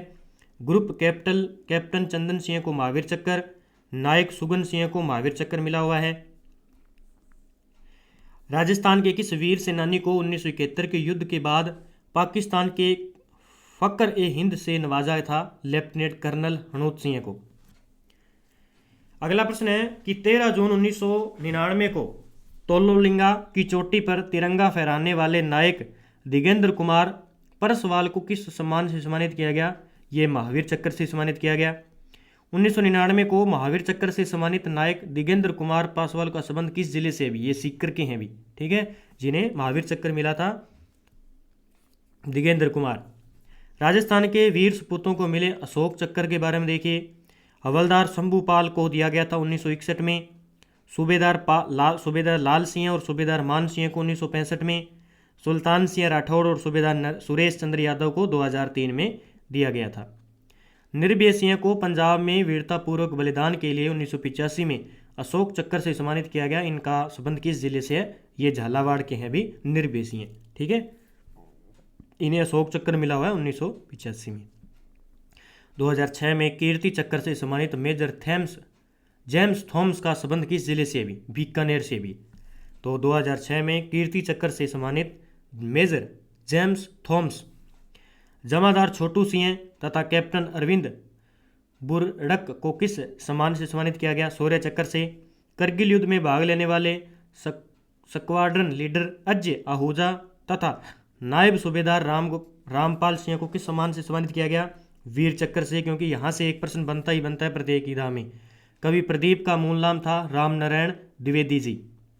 रामचंद्र नारायण द्विवेदी का जन्म 6 फरवरी 1915 को उज्जैन के बड़नगर में किस राज्य में हुआ? मध्य प्रदेश में। पुलवामा हमला कब हुआ? 14 फरवरी 2019 को भी। ठीक है। शहीद सैनिक डोकल सिंह को मरणोपरांत कौन सा पुरस्कार प्रदान किया गया? महावीर चक्र। ब्रिगेडियर रघुवीर सिंह राजावत को राष्ट्रीय डॉक्टर सर्वपल्ली राधाकृष्णन ने किस सम्मान से सम्मानित किया? महावीर चक्र से। ठीक है। निम्न में से राजस्थान की किस वीर सेनानी को मरणोपरांत महावीर चक्र दिया गया था? सैनिक डोकल सिंह। 26 जनवरी 1972 को महावीर चक्र से सम्मानित कर्नल उदय सिंह भाटी का संबंध किस जिले से रहा? शेरगढ़ जोधपुर से। महावीर चक्र से सम्मानित लेफ्टिनेंट कर्नल हनूत सिंह का संबंध किससे है? बाड़मेर से भी हनूत सिंह। ठीक है, ये हमने वैसे बात कर ली थी। आगे बात करते हैं। पाकिस्तानी ने भारतीय वायुसेना के विंग कमांडर अभिनंदन को भारत कब सौंपा? 1 मार्च 2019 को। पुलवामा हमले में सीआरपीएफ जवानों पर हमला करने का जिम्मेवारी जैश ए मोहम्मद ने ली। इसमें राजस्थान के कितने वीर सपूत थे? 5 सपूत थे वीर। 15 अगस्त 2019 को विंग कमांडर अभिनंदन को कौन सा पुरस्कार दिया गया? वीर चक्र दिया गया था। अभी नहीं, कौन सा? वीर चक्र। विंग कमांडर अभिनंदन ने पाकिस्तान के F-16 फाइटर प्लेन को किस लड़ाकू विमान से मार गिराया था? MiG-21 से भी। ठीक है। पाकिस्तान से लौटने के बाद विंग कमांडर अभिनंदन की पहली पोस्टिंग राजस्थान में कहाँ पे हुई? ये सूरतगढ़ में आई। पुलवामा हमले में शहीद राजस्थान के जवानों के संबंध में देखिए। हेमराज मीणा कोटा के हैं, रोहितास लांबा जयपुर के थे, जीतराम गुर्जर भरतपुर के थे, नारायण गुर्जर राजसमंद के थे और भागीरथ सिंह धौलपुर के। ये 5 व्यक्ति थे जो राजस्थान से थे भी। ठीक है, सीआरपीएफ के जवान थे भी। पुलवामा हमले में शहीद हुए राजस्थान के जवान भागीरथ का संबंध किस जिले से? अभी धौलपुर से हैं। राजस्थान के शौर्य चक्र प्राप्त वीर सेनानी देखिए। ब्रिगेडियर बाघ सिंह राठौड़ बीकानेर के थे जिन्हें शौर्य चक्र मिला है। कैप्टन नरपत सिंह राठौड़ जोधपुर के हैं। मेजर नरवीण सिंह शेखावत ये भी झुंझुनू के भी। सीकर के कैप्टन महेंद्र सिंह तंवर को मरणोपरांत 1965 में भारत सरकार ने कौन सा अलंकरण से नवाजा था? अशोक चक्र दिया। राजस्थान की वीर सपूतों को मिले सम्मान देखिए। मेजर भानु प्रताप सिंह को सेना मेडल, मेजर सुरेंद्र पूनिया को विशिष्ट सेवा और कर्नल सुमेध सिंह को शौर्य चक्र। ठीक है, तो ये हमारी जो है कक्षा 9 कंप्लीट हो जाती है पूरी की पूरी। कक्षा 9 इसके अंदर टॉपिक थे हमारे कितने? 7 टॉपिकों को हमने अच्छे तरीके से कवर कर लिया है और 1 लाइनर और एक भी प्रश्न यहाँ से नहीं छूटने वाला है। तो अच्छे तरीके से रिवाइज कीजिए और क्योंकि आपने राजस्थान जीके अच्छे तरीके से पढ़ रखा है तो आप इस पुस्तक को अच्छी तरीके से पढ़ लेंगे तो थोड़ा और कॉन्फिडेंस आ जाएगा आपके लिए। तो आप अच्छे तरीके से पढ़ें और वीडियो को लाइक करें। जो अन्य साथी रीट की तैयारी करें कोई भी एग्ज़ाम की तो उन्हें भी शेयर करें। ये पुस्तक रामबाण साबित होने वाले एग्ज़ाम के लिए। और कमेंट में जो मैंने प्रश्न पूछे उसके जवाब दीजिए और क्लास कैसी लगी उसके बारे में भी आप बताइए। तो इस प्रकार की वीडियो देखने के लिए हमारे चैनल को सब्सक्राइब कर लो और बेल आइकन का घंटा दबाओ ताकि हम जैसे वीडियो अपलोड करें आपके पास तुरंत नोटिफिकेशन ऑन रखना, आपके पास वीडियो पहुंच पाएगा। क्योंकि ये राजस्थान अध्ययन की पुस्तक और यहाँ से डाटा बिल्कुल उठाया जाता है क्योंकि ये ऑथेंटिक डाटा है तो ऑथेंटिक डाटा यहाँ से उठाया जाता है। इसलिए अच्छे तरीके से पढ़ो और तैयारी करो। जय हिंद, जय भारत दोस्तों। मिलते हैं अगले कुछ नए वीडियो के। देखता हूँ मैं कक्षा 10 के जो इंपॉर्टेंट टॉपिक हैं जो रीट के अंदर है जैसे नृत्य है, आभूषण है, उनकी मैं आपको 2-3 क्लासें देने वाला हूँ ताकि आपके प्रश्न गलत ना हो रीट के अंदर। वैसे मैंने रीट के लिए स्पेशल प्रताप क्लासेस पर प्ले लिस्ट पर जाओगे तो वहाँ पे मैंने अच्छी तरीके से क्लासें लगा रखी है, उनको देख लीजिए। आपका अच्छे तरीके से क्वेश्चन सही होंगे। तो जय हिंद, जय भारत दोस्तों।